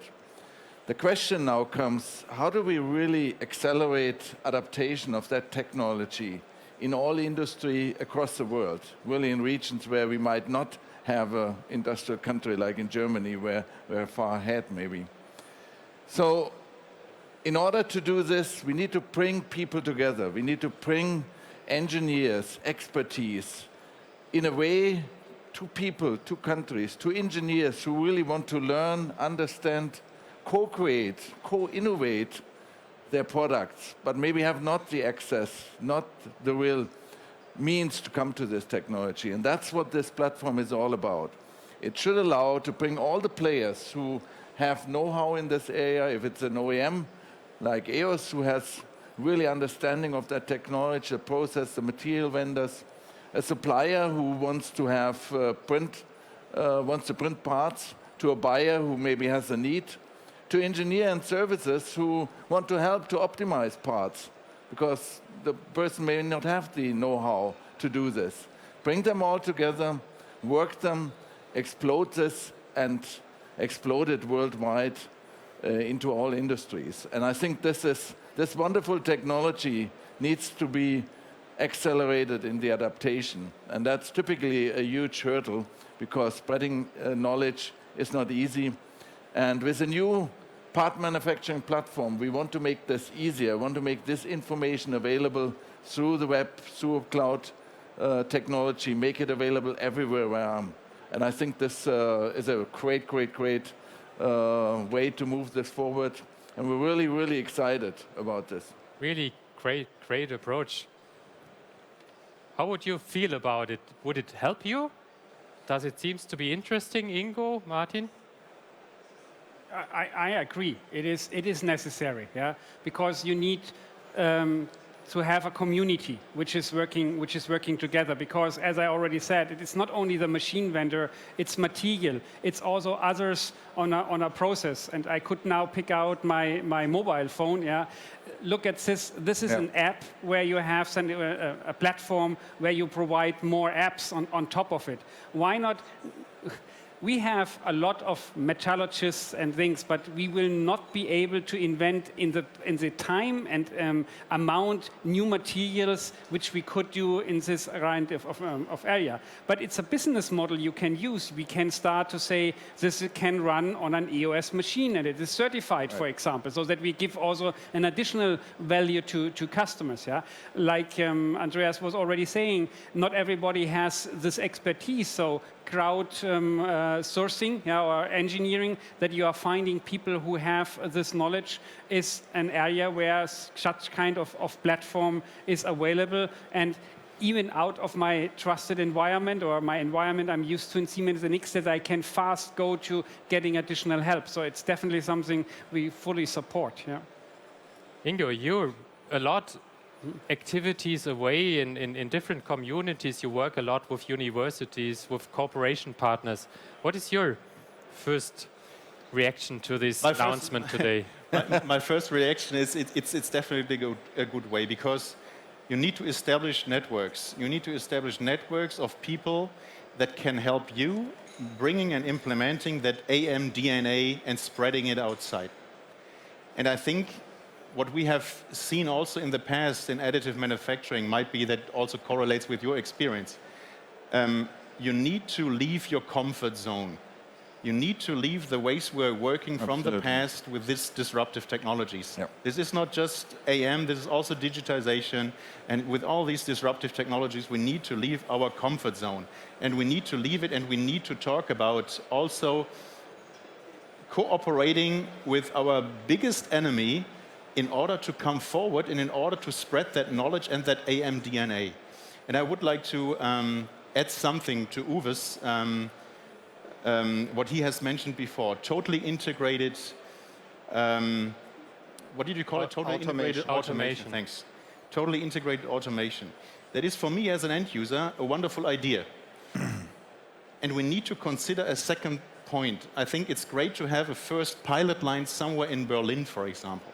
But what we face as a problem every day is we need to transfer these solutions to everywhere in the world. Doesn't matter where we have our AM footprint. So that means that the same solution, totally integrated automation running in Berlin, needs to run also in Finspång with, I don't know, X machines and with Y machines in Worcester at Material Solutions. So everywhere we have our, let's say, AM footprint needs to have that kind of totally integrated automation solution in the end, because otherwise we struggle again. Because what we need is a standardized solution, doesn't matter where we are.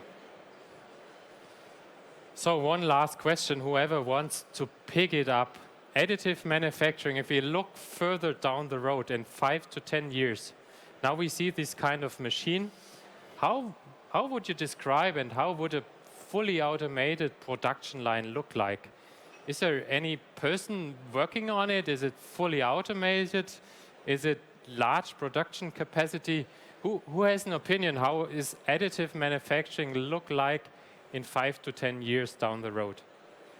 What are additional trends coming up in this area?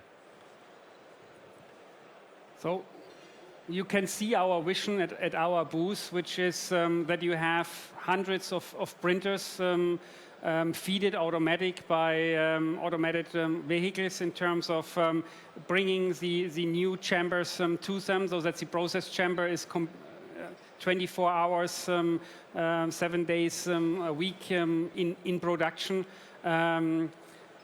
We see that this is like in traditional manufacturing. This can be highly automated. It depends on the use case. Yeah? If you have the requirements that you need to produce 5,000, 10,000 parts, then you will have it fully automated.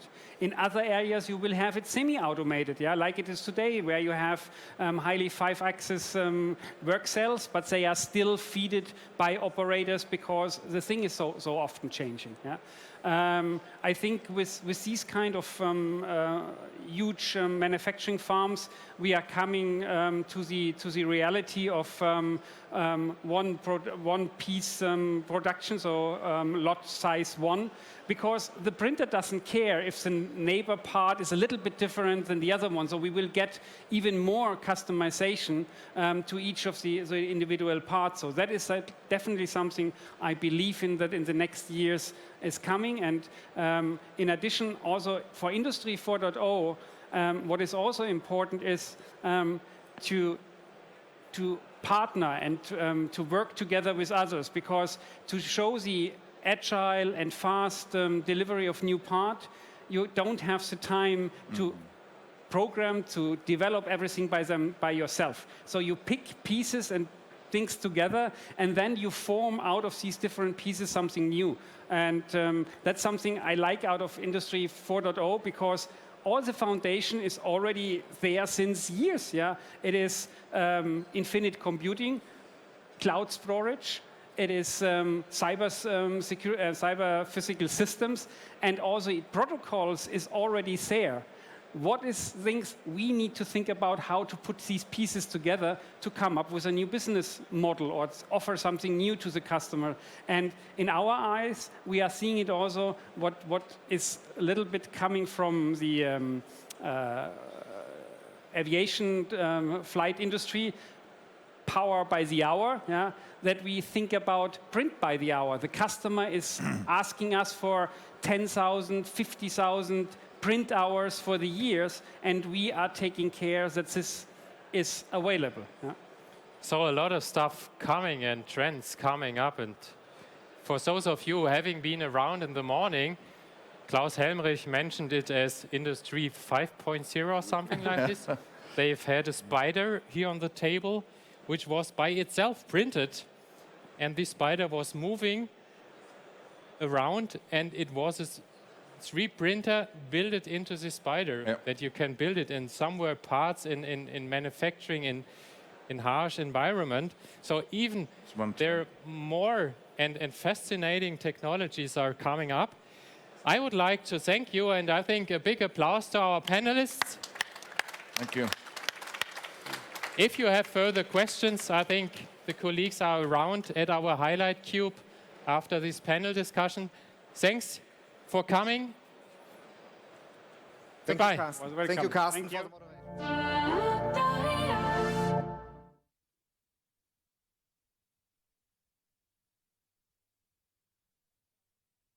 Everybody here, have a great time. Again, thank you to our moderator in this case here, Dr. Carsten. Thank you very much. So while we set the stage now for our next presentation, I'd just like to give you an overview of what to expect now throughout the next hour, but also throughout the next couple of days here in the Thought Leaders Forum. This is, so to say, our little presentation area where we'll be showcasing over 250 presentations throughout the entire week.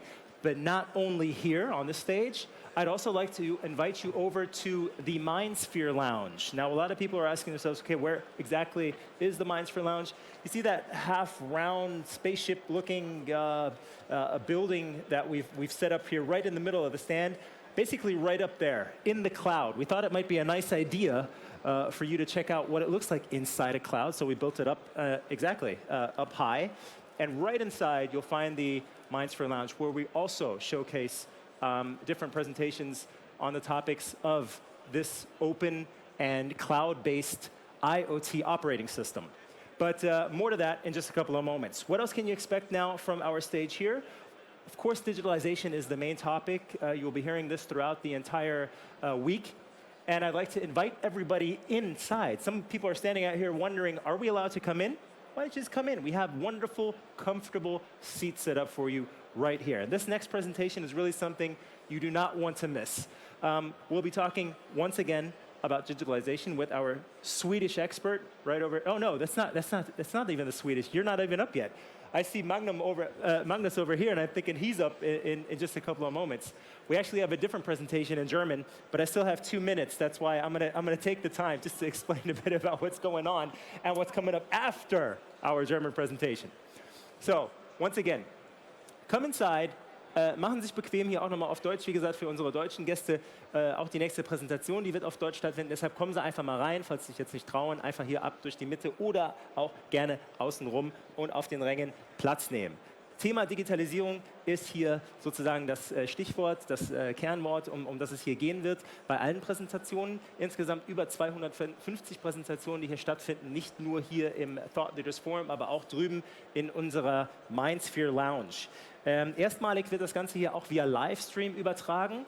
Das heißt, sollten Sie dann morgen zu Hause Langeweile bekommen oder besser gesagt, Sie müssen halt eben nach Hause, aber hier gibt es ja noch so viel zu erfahren, dann können Sie das, wie gesagt, alles gerne online tun unter siemens.com/hm17- Livestream. Aber auch diese Info bekommen Sie gerne nochmal schriftlich, entweder von unseren Hostessen oder Kollegen ausgehändigt. Wir haben hier am Infocounter auch einige Broschüren, da finden Sie auch nochmal die komplette Agenda und natürlich auch die Adresse unseres Livestreams. Kommen wir aber jetzt zu unserem nächsten Vortrag.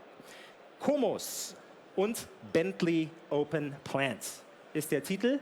Ein innovativer Anlagen-Engineering-Ansatz für Modernisierungs- und Retrofits. Nun bin ich ein Laie und muss ja immer fragen, okay, wie erkläre ich das jetzt jemandem, der davon noch nie etwas gehört hat? Es geht im Endeffekt darum, wie man unter anderem bestehende Anlagen erfolgreich modernisieren kann und das anhand eines Beispiels mit Kooperationspartner Bentley. Dazu haben wir unseren Experten eingeladen, den wir jetzt mit einem herzlichen Applaus, und ja, jetzt hätte ich gerne den größten Applaus, den es hier im Thought Leaders Forum heute bisher gegeben hat, für Michael Beckers. Hier ist er. Vielen Dank, Chris. Auch ich möchte euch recht herzlich willkommen heißen zu dem heutigen Thema, wie modernisiere ich möglichst effizient eine verfahrenstechnische Anlage. Werfen wir zuerst einen Blick auf die Herausforderungen, die ein Anlagenbetreiber tagtäglich zu meistern hat. Er muss neue Produkte in immer einer kürzeren Zeit an den Markt bringen. Also er muss flexibel auf neue Marktanforderungen reagieren. Er muss die Produktivität der Anlage in erster Linie auch sicherstellen, aber auch meistens immer steigern. Er muss die Kostenstruktur immer möglichst effizient gestalten in einer verfahrenstechnischen Anlage. Dies löst er meistens dadurch, dass er Modernisierungsprojekte installiert und sich davon verspricht, diese Herausforderungen meistern zu können. Typisch für so verfahrenstechnische Anlagen ist, dass diese meist einen Lebenszyklus von mehr als 40 Jahren haben, sehr viele verschiedene Softwarelösungen installiert sind und diese bedingen oft eine Vielzahl von verschiedenen Datenquellen, die als Dateninseln quasi installiert sind. Daten ist auch eine gute Überleitung zu der nächsten Folie. Ich bin heute über die Messe gelaufen, habe eine Vielzahl von Schlagworten gehört, die sich um das Thema Big Data oder Smart Data drehen. Und für mich stellt sich die Frage, was steht eigentlich dahinter? Gerade wenn wir anfangen, sehr viele Daten zu sammeln oder zu erzeugen, haben wir dann Big Data oder haben wir dann Smart Data? Ich denke, wenn wir das tun, ohne entsprechende Lösung, wird es eher so aussehen, dass wir eine Datenmüllhalde haben. Also wir brauchen ein entsprechendes IT-Konzept, um die richtigen Informationen zur richtigen Zeit am richtigen Ort zur Verfügung zu haben, um Modernisierungsprojekte erfolgreich durchführen zu können. Dabei hilft die Digitalisierung, uns quasi neue Geschäftspotenziale aufzutun, beziehungsweise auch unser Geschäft zu optimieren. Wenn wir es schaffen, die Daten aus dem Engineering auch in der Betriebsphase zur Verfügung zu haben, kann ich da meine Vermögenswerte besser und effizienter auch managen.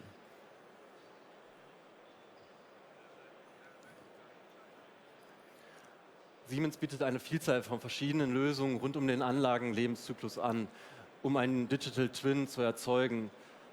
Als Grundlage oder einer der größten Aspekte, um einen Digital Twin zu erzeugen, ist ein einheitliches Datenmodell, das über verschiedene Ebenen miteinander kommunizieren kann und das die aktuellsten Informationen meiner Anlage enthält. Und dies am besten konsistent.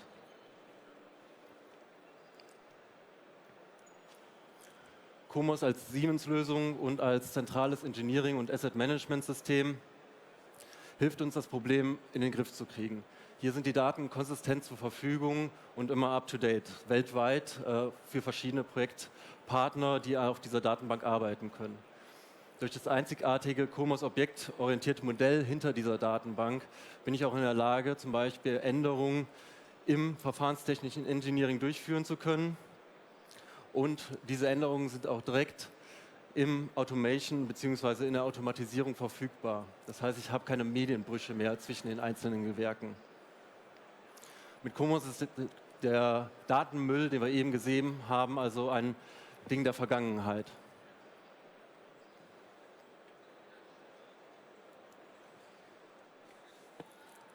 Werfen wir einen Blick auf die Partnerschaft zwischen Siemens und Bentley und warum Bentley für Siemens ein sehr guter Partner in der Digitalisierung ist und welche Potenziale wir hierdurch noch eröffnen können.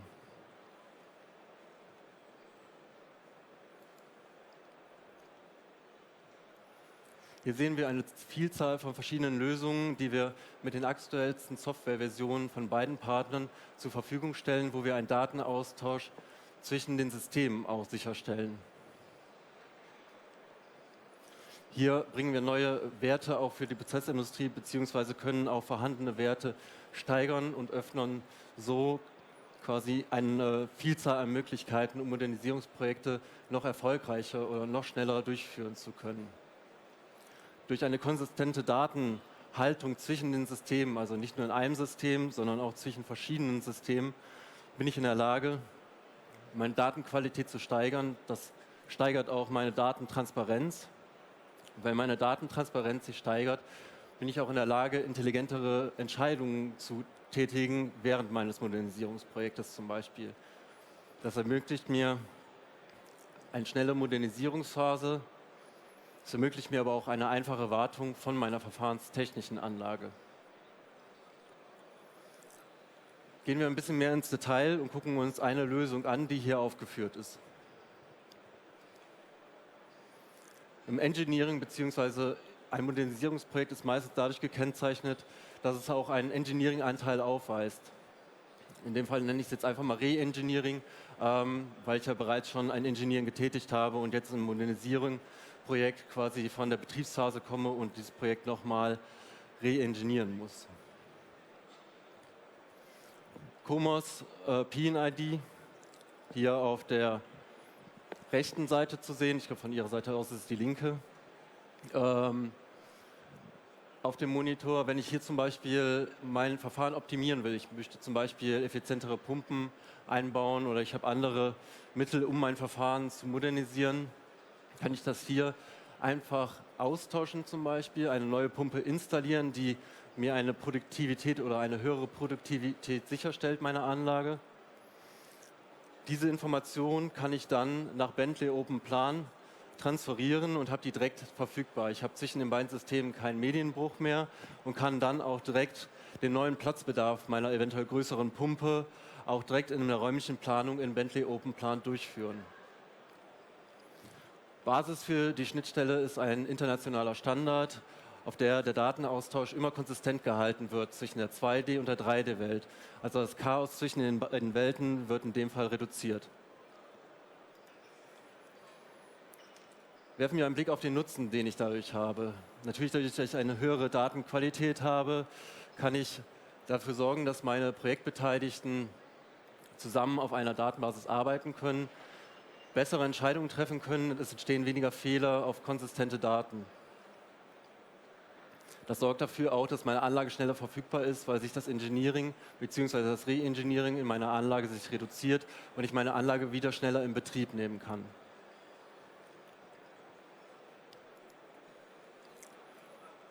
Die zweite Lösung ist speziell für Anlagenbetreiber, die durch eine Vielzahl vielleicht von Modernisierungsprojekten nicht mehr den aktuellen Stand der Anlage im Engineering verfügbar haben. Also es ist eine Lücke entstanden zwischen dem tatsächlichen Abbild oder der tatsächlichen Anlage und meinem Engineering.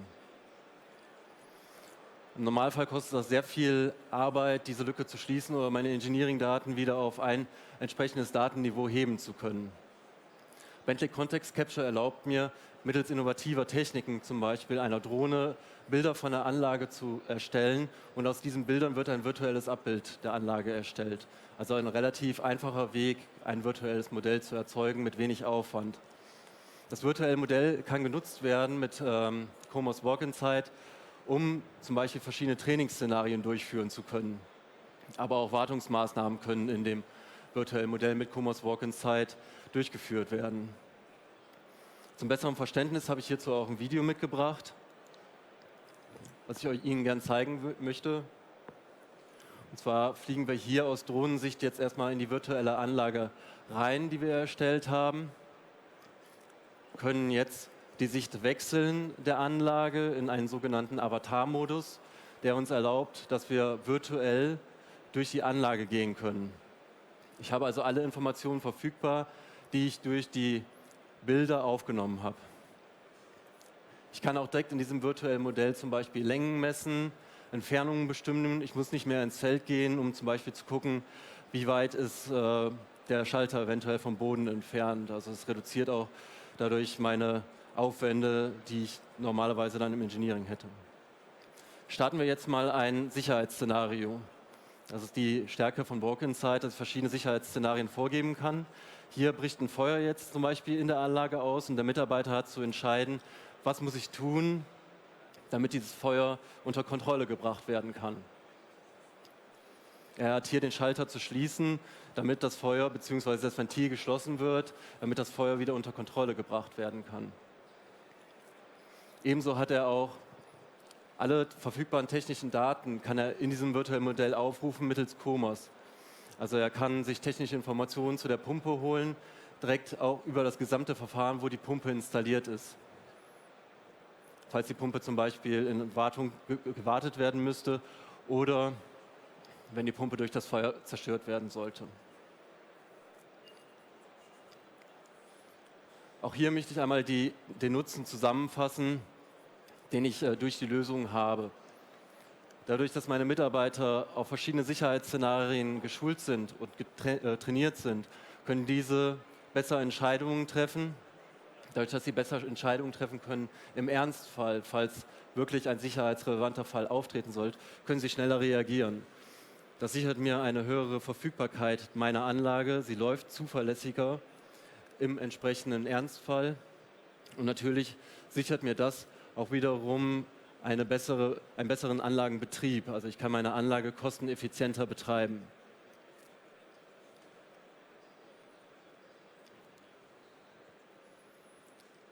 Da ich jetzt hier nur 2 Lösungen von einer Vielzahl an Lösungen vorgestellt habe, zum Beispiel gibt es auch noch andere Lösungen rund um den Lebenszyklus einer Anlage von Siemens, aber auch in der Partnerschaft mit Bentley.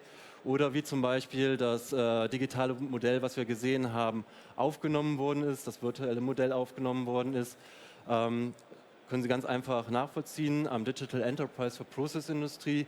Der befindet sich in der Mitte von unserem Messestand. Die Station ist auch sehr einfach zu finden. Es liegt eine Drohne aus mit einer Kamera. Und es ist auch ein Video verfügbar, wie zum Beispiel dieses virtuelle Modell erzeugt worden ist, dass es auch relativ schnell geht. Wie gesagt, es sind auch noch weitere Lösungen in diesem Hof zur Verfügung, die man sich angucken kann. Das war es soweit von meiner Seite. Ich bedanke mich für Ihre Aufmerksamkeit und wünsche Ihnen noch einen guten Nachhauseweg. Vielen Dank. Alright, Michael Beckers. Danke dir auch. Ich nehme den Präsentator.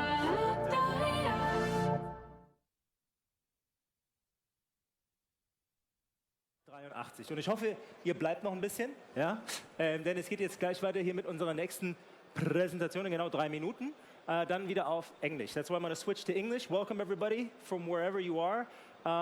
Welcome also to our guests standing outside. Once again, if you feel hesitant to come inside for any reason, no reason to. Just come inside. We have wonderful seats here set up for you.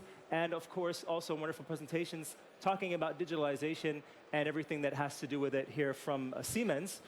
We have some wonderful highlight cubes here on the stand. We'd like to show you also topics like additive manufacturing, pharmaceutical industries. What else do we have? Energy for industry, food and beverage, just to name a few.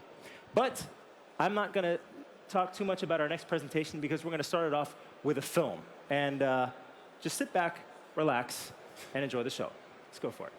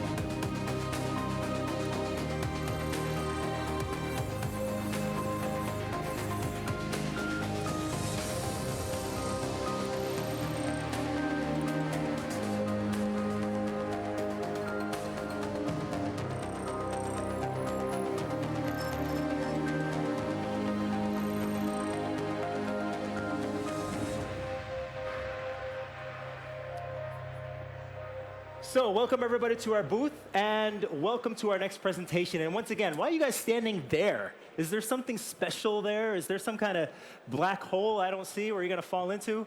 No, huh? Just come inside. We have wonderful seats right over here and there. Come inside, come inside. Don't be shy, don't be shy, don't be shy. There we go. It's way more fun if we have a few more people, believe me.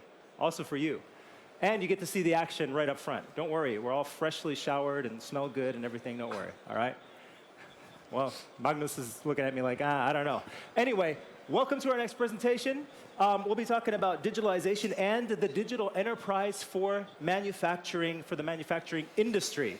Now you might be thinking, digitalization, really? Again, how predictable is that? I don't like that tone, Chris. I mean, after all, we're living in some really, really exciting times. And looking at you, you doesn't seem to be a guy that likes to live in the past. Am I right? No, no. I mean, the past wasn't all bad. We had some good times thinking of vinyl. I'm a kid of the 80s, so I do know what vinyl is, okay? I remember the smell, I remember the sound, the feel. I do. And for good reasons. Vinyl is kind of going through a revival at the time. But I guess you're also forgetting all those hours. You sat in front of that vinyl player, ripping those albums to do that perfect Friday night mixtape, right? That's true. That's true. But then music was digitized. I mean, everything became way more easy when CDs came out, right? Yes, and that's a very good word, digitized, because then you talk about digitization, going from analog to digital. But mind you, we are in the age of digitalization. Right. Right. So think about the way you consume music nowadays, and also probably all the people in the audience are consuming music. Streaming services, so you can easily put together your personalized playlist, and you don't have the hassle of copying all that data. Speaking of streaming, who streams music? Everybody? A lot of people here probably stream music. I wouldn't want to be without it. It's so cool to have. It is. And then a bit of a nerdy warning here, but those adaptive algorithms that are analyzing your listening habits, and when you go for your run, I mean, it even suggests you music to get that extra few minutes out of that 10K run in the morning. I mean, that's another way of consuming music. That's digitalization. And it would be great if my shoes could do the same. What do you mean? Well, if they could, give me that extra boost and run for me. The shoes will run for you. Yeah, let me look into that. I'll come back to you if you find something. Yeah. But what I can tell you, though, today, you can order your personalized Chris running shoes based on your stature, your weight, your running pattern, and, of course, also in the color of your choice. That you can get today. You would get them delivered in the same time as it would take to get those mass-produced running shoes. Now, I am aware that digitalization has changed the way we buy things, has changed the way we use things. Yeah. But what does this have to do with you as a manufacturer? I mean, it's hard for me to imagine, what you have to go through in order to reach such a level of individualization and mass production. Huge challenges. I mean, in order to meet yours and my requirements, and everybody else's requirement, you need to be able to do this flexibility in production. You need to do it fast, with high quality, take advantage of resources, get more efficient, protect your system, yes, security. Yeah, I see you're in that office talk. Give us something more tangible. I got something more tangible. So my suggestion is that you take a seat, enjoy the ride, and I'll take the next few minutes to talk about digitalization. I said something wrong, didn't I? Yeah, you did. Okay, have fun, Magnus. Off it goes. Sure. So, first of all, warm welcome to Siemens, and you're here to discover technology. And there's a lot of things happen in the field of technology and development of products nowadays. If you just look at the development, the design phase, how products are coming to life, now we're adapting new ways of doing this, generative design, topology optimization, which is basically adapting nature's way of constructing trees and plants. And when you have those fairly complex constructions, you also need methods to produce them. For example, additive manufacturing, which you can take a look at in the cubicle just behind the stage after I'm done with my presentation, obviously. And products are also evolving over time. Most of you have been in touch with the cloud, with cloud services. Some of you may not know that you have been in touch with them, but you are. And cloud services are not only about storing data. It's about analyzing data, to learn about the data and feed this back to optimize the entire development process. Learn from this insight. And if you want to adapt this type of thinking, you need to transfer transform your company into a digital enterprise and redefine the ideation phase, the realization, and the utilization phase. And to get the most out of this transition, you need to digitalize the entire value chain, which goes from product design and all the way to services. And your aim is to weave a digital thread throughout those 5 steps, throughout the entire value chain. And to support you on this, we as Siemens have got all the hardware and software you need in order to enable that. So why is this transformation necessary? Well, products are getting more complex, and this is probably the only way you can react on those complexity changes. And will also allow you to enable more innovation at less risk. And we call this the holistic approach. And it's enabled due to this graphics as you see. You got Teamcenter as a collaboration platform, storing data, making sure data is flowing back and forth. Behind it, you got MindSphere, our open IoT operating system. And it allows you to analyze the production and your product behavior and feed that back into the process. And at this point, when everything is aligned, you can work with what we call a digital twin. And a digital twin is more or less a copy of the real world, but obviously in the virtual world. So you can design your product, you can develop your processes, and do anything you'd like, anything you would do in the real world, without building prototypes and without consuming resources unnecessarily. So let me show you this on one of our own products. We at Siemens producing something, a laptop called the Simatic Field PG. PG is Programmiergerät. It's a German word for laptop, more or less. It's not really. So if you're going to do this, you can start to design inside of our NX solution for the industrial design phase, for the construction phase, for the simulation, for manufacturing. And simulation is playing a crucial role in this environment. You can basically simulate everything. So why don't we take a look at that? A computer like this has got a processor. All computers do. And the processor is generating heat or energy. And now we're simulating how this heat has been transferred away inside the laptop. You obviously do not want to get too much heat generated for obvious reasons, because you don't want to start a fire. And since you are working with NX in an associative environment, you can easily go back to the design phase and change, move things around in this environment using synchronous technology, and perhaps stretch this bracket, or perhaps even add an additional ventilation hole on the side of this body. This is design. Just lately, we also got a new family member at Siemens, Mentor Graphics. So now we're also offering solutions for design and simulation of electronic systems. This was a very quick overview, but at this point in time, we have created that digital twin of the product. And now we move on to the next digital twin, the production. And since we're working in Teamcenter, we're also doing the manufacturing planning in this environment. And production planning, for those of you who don't know, is kind of like taking the product, merging it with the resource, the plant data, and the process itself. And when you have that done, you have something we call the bill of process, which you can use for simulating, let's say, the workspace where people are working, because you don't want your workers in the factory to have pains in their back or work-related injuries, we call it. Or you might have a robot, like this dual-arm robot, who are working in the same environment, yet here doing it automatically. And then simulation goes also much further. If you have a complete factory, you may want to discover where you have bottlenecks, how much material is flowing through my factory. You can even check how much energy is being consumed and optimize the consumption of the same, and with that, get even more efficient.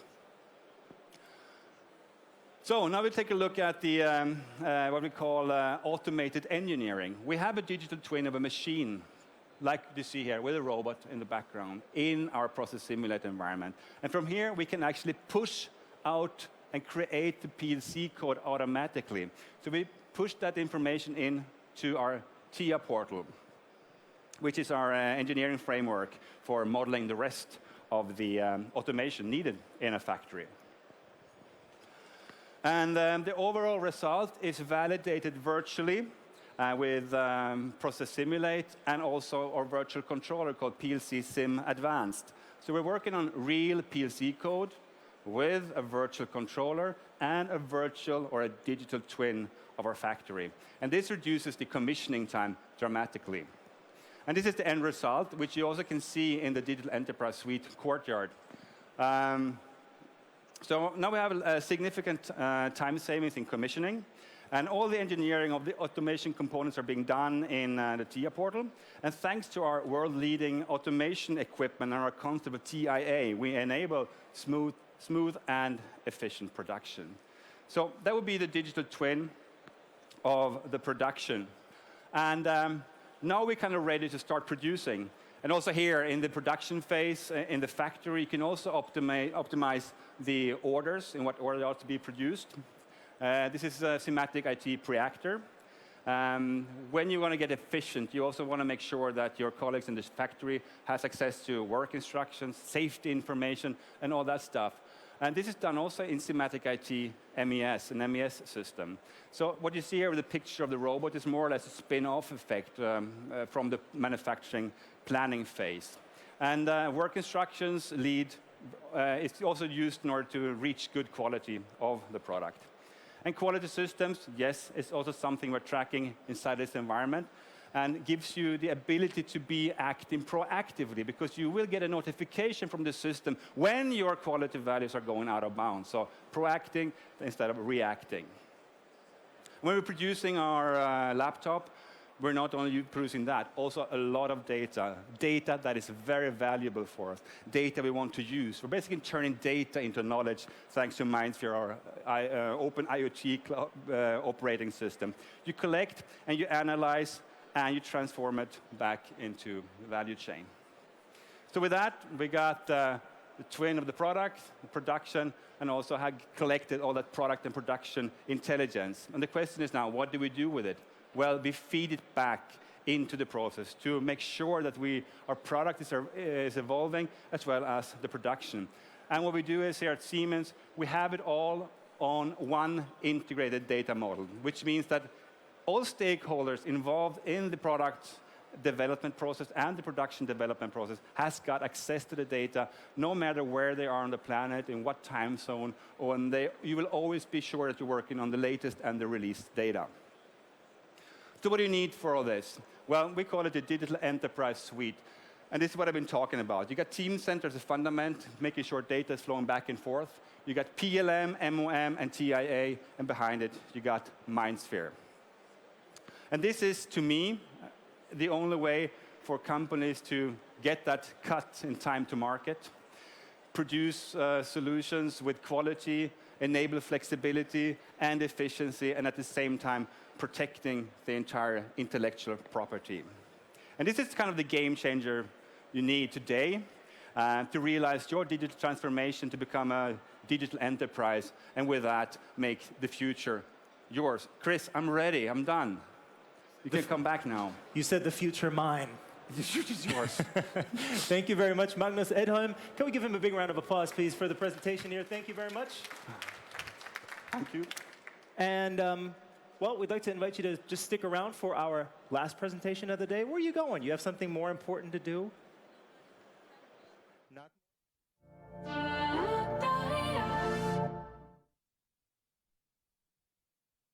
No, it's all good. Okay, I don't want to force anybody.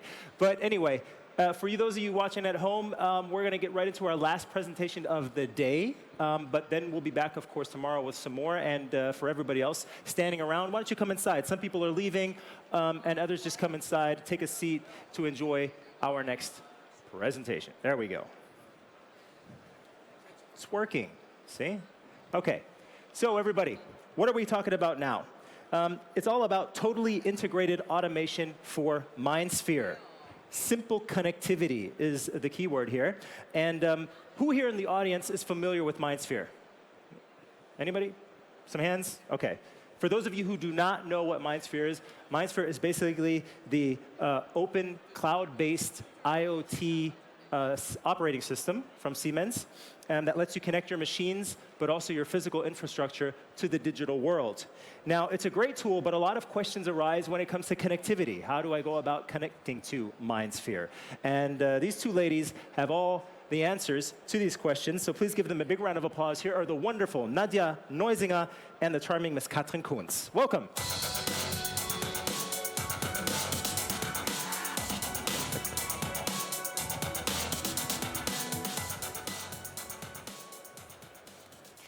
Hello and good evening, everybody here on our Siemens booth. In the next couple of minutes, we'd like to show you how easy it is to get the data of the automation environment into the cloud-based open IoT operating system, MindSphere. Before we start, first of all, Katrin, we need to know where does the source of the data come from, right? Right, Nadja. And the data comes from the Digital Enterprise Suite.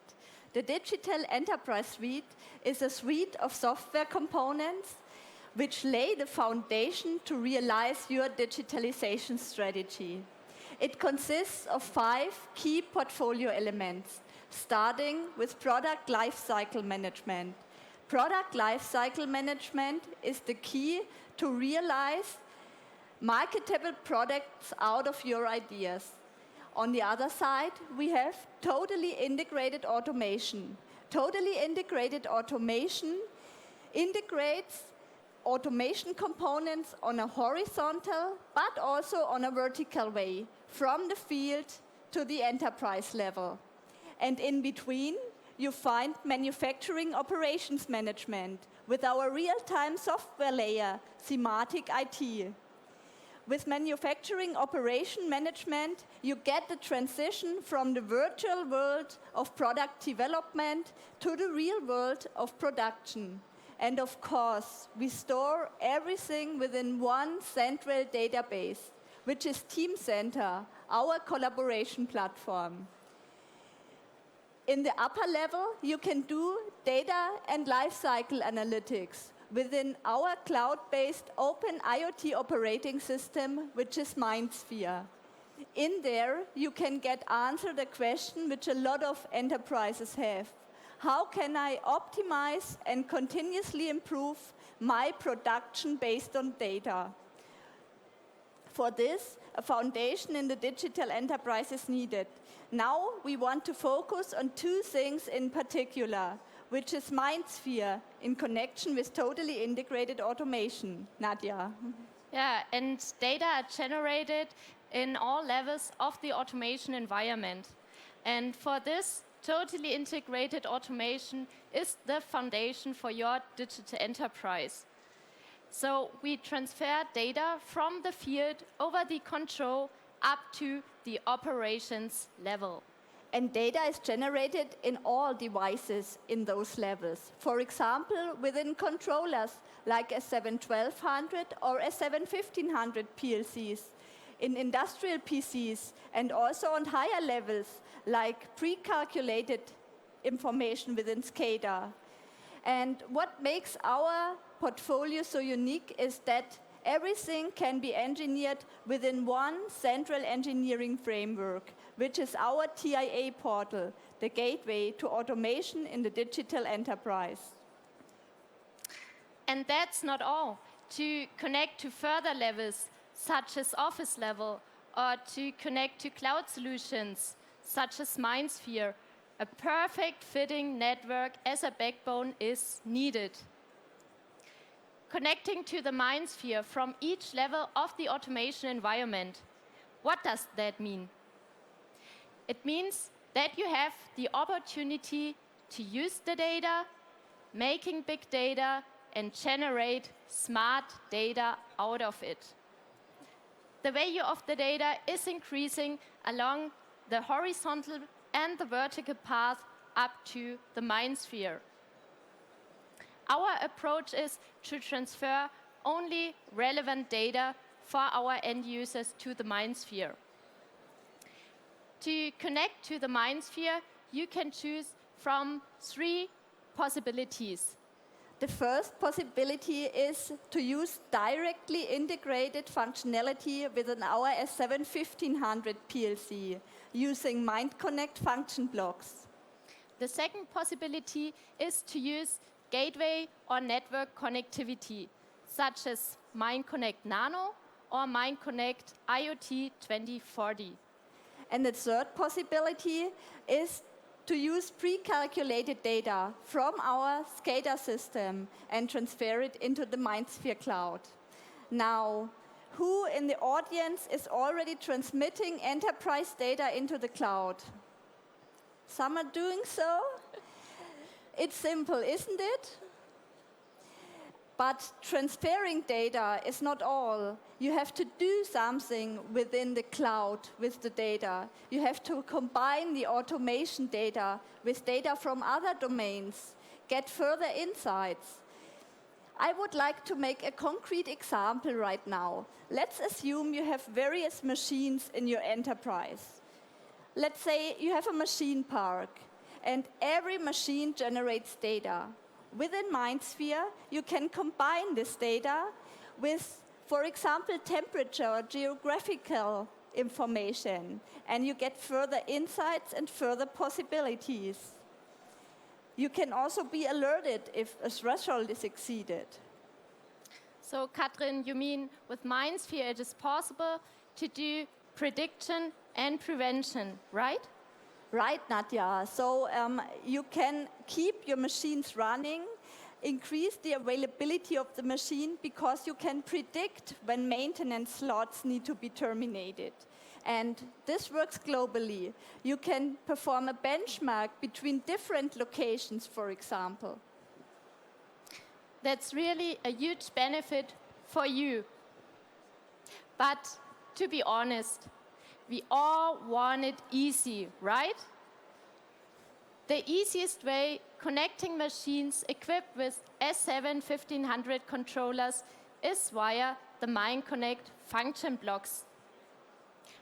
What is necessary in order to get it? I'm an automation girl. I hate programming, but I love configuring. This is really easy with our engineering framework, TIA Portal. This is needed to engineer the entire machine. The PLC and HMI program is created via TIA Portal and also the MindConnect function blocks. Nadja, and it's so easy to just follow 3 steps. The first step is you define which asset you want to connect to MindSphere. Secondly, you configure the asset. And the third thing is you just go into MindSphere and observe your data. And you don't need to program one single line of code. You can just configure everything. To convince you, I would like to go a little more detailed into the steps, starting with MindSphere. Within MindSphere, you define the asset you want to connect. In our example, it's a S7 1500 PLC, which is located here in Hannover, here on the fair. Therefore, we added as location information Hannover. For sure, you can connect devices from all over the world. Then you store this information, and this was basically everything you have to do within MindSphere. On the second step, you go into the TIA portal. But before you can use the TIA portal, you download the MindConnect function blocks for S7 1500 PLC from our SIOS platform. SIOS is the Siemens Industry Online Support Platform. There you can download the S7 1500 MindConnect function blocks for free. You just add them into the TIA portal library and drag and drop them into the PLC program wherever needed. Then you also insert information about how to access MindSphere, the credentials as asset ID and also the onboarding key. Finally, you define which data shall be transferred into the MindSphere. You store the program, download it into your S7 1500 PLC, and this was everything you need to do. Now the S7 1500 is able to transfer data into the MindSphere cloud.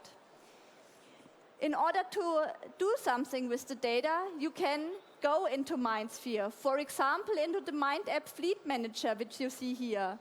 Within the Fleet Manager, you see the arriving data. In our case here, performance data. And you can even get alerts when a threshold is exceeded.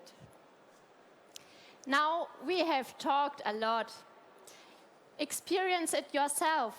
We have 2 showcases straightforward on our Siemens booth. The first example is from the pharmaceutical branch. It is a cooperation with Bausch and Ströbe. Over there you can see how easy the Mind Connectivity Mind Connect Nano is. We transfer operation data to the MindSphere. The second showcase is about our field PG assembly. We show a robot cell which is connected with S7-1500 and Mind Connect function blocks. There we transfer performance data about the robot cell. If you have any further questions, feel free to contact us. Have a nice evening. Thank you and goodbye. Goodbye.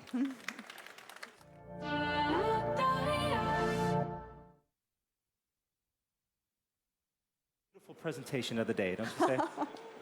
I'd say it was. So, that was the last presentation today, but we'll be back, of course, again tomorrow at, let me think, 9:30. 9:30 with the next presentation.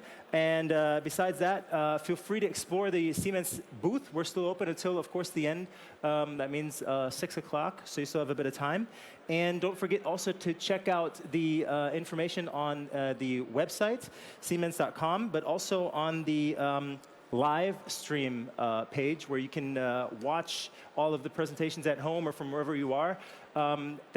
For that, you just go to siemens.com/HM17-livestream. Also, if you wish to have these presentations as a PDF file, our hostesses are glad to take your email, and we will have these sent to you within the next 24 hours, just so you know. Okay, so stick around if you wish. I guess it's comfortable. Nothing else is going to take place on this stage here tonight. But like I said before, the MindSphere Lounge is still open. We might have 1 or 2 other presentations up there. And besides that, our colleagues are glad to help you out with anything you need to know. Thank you for your attention. Have a great evening, and see you again tomorrow. Thank you.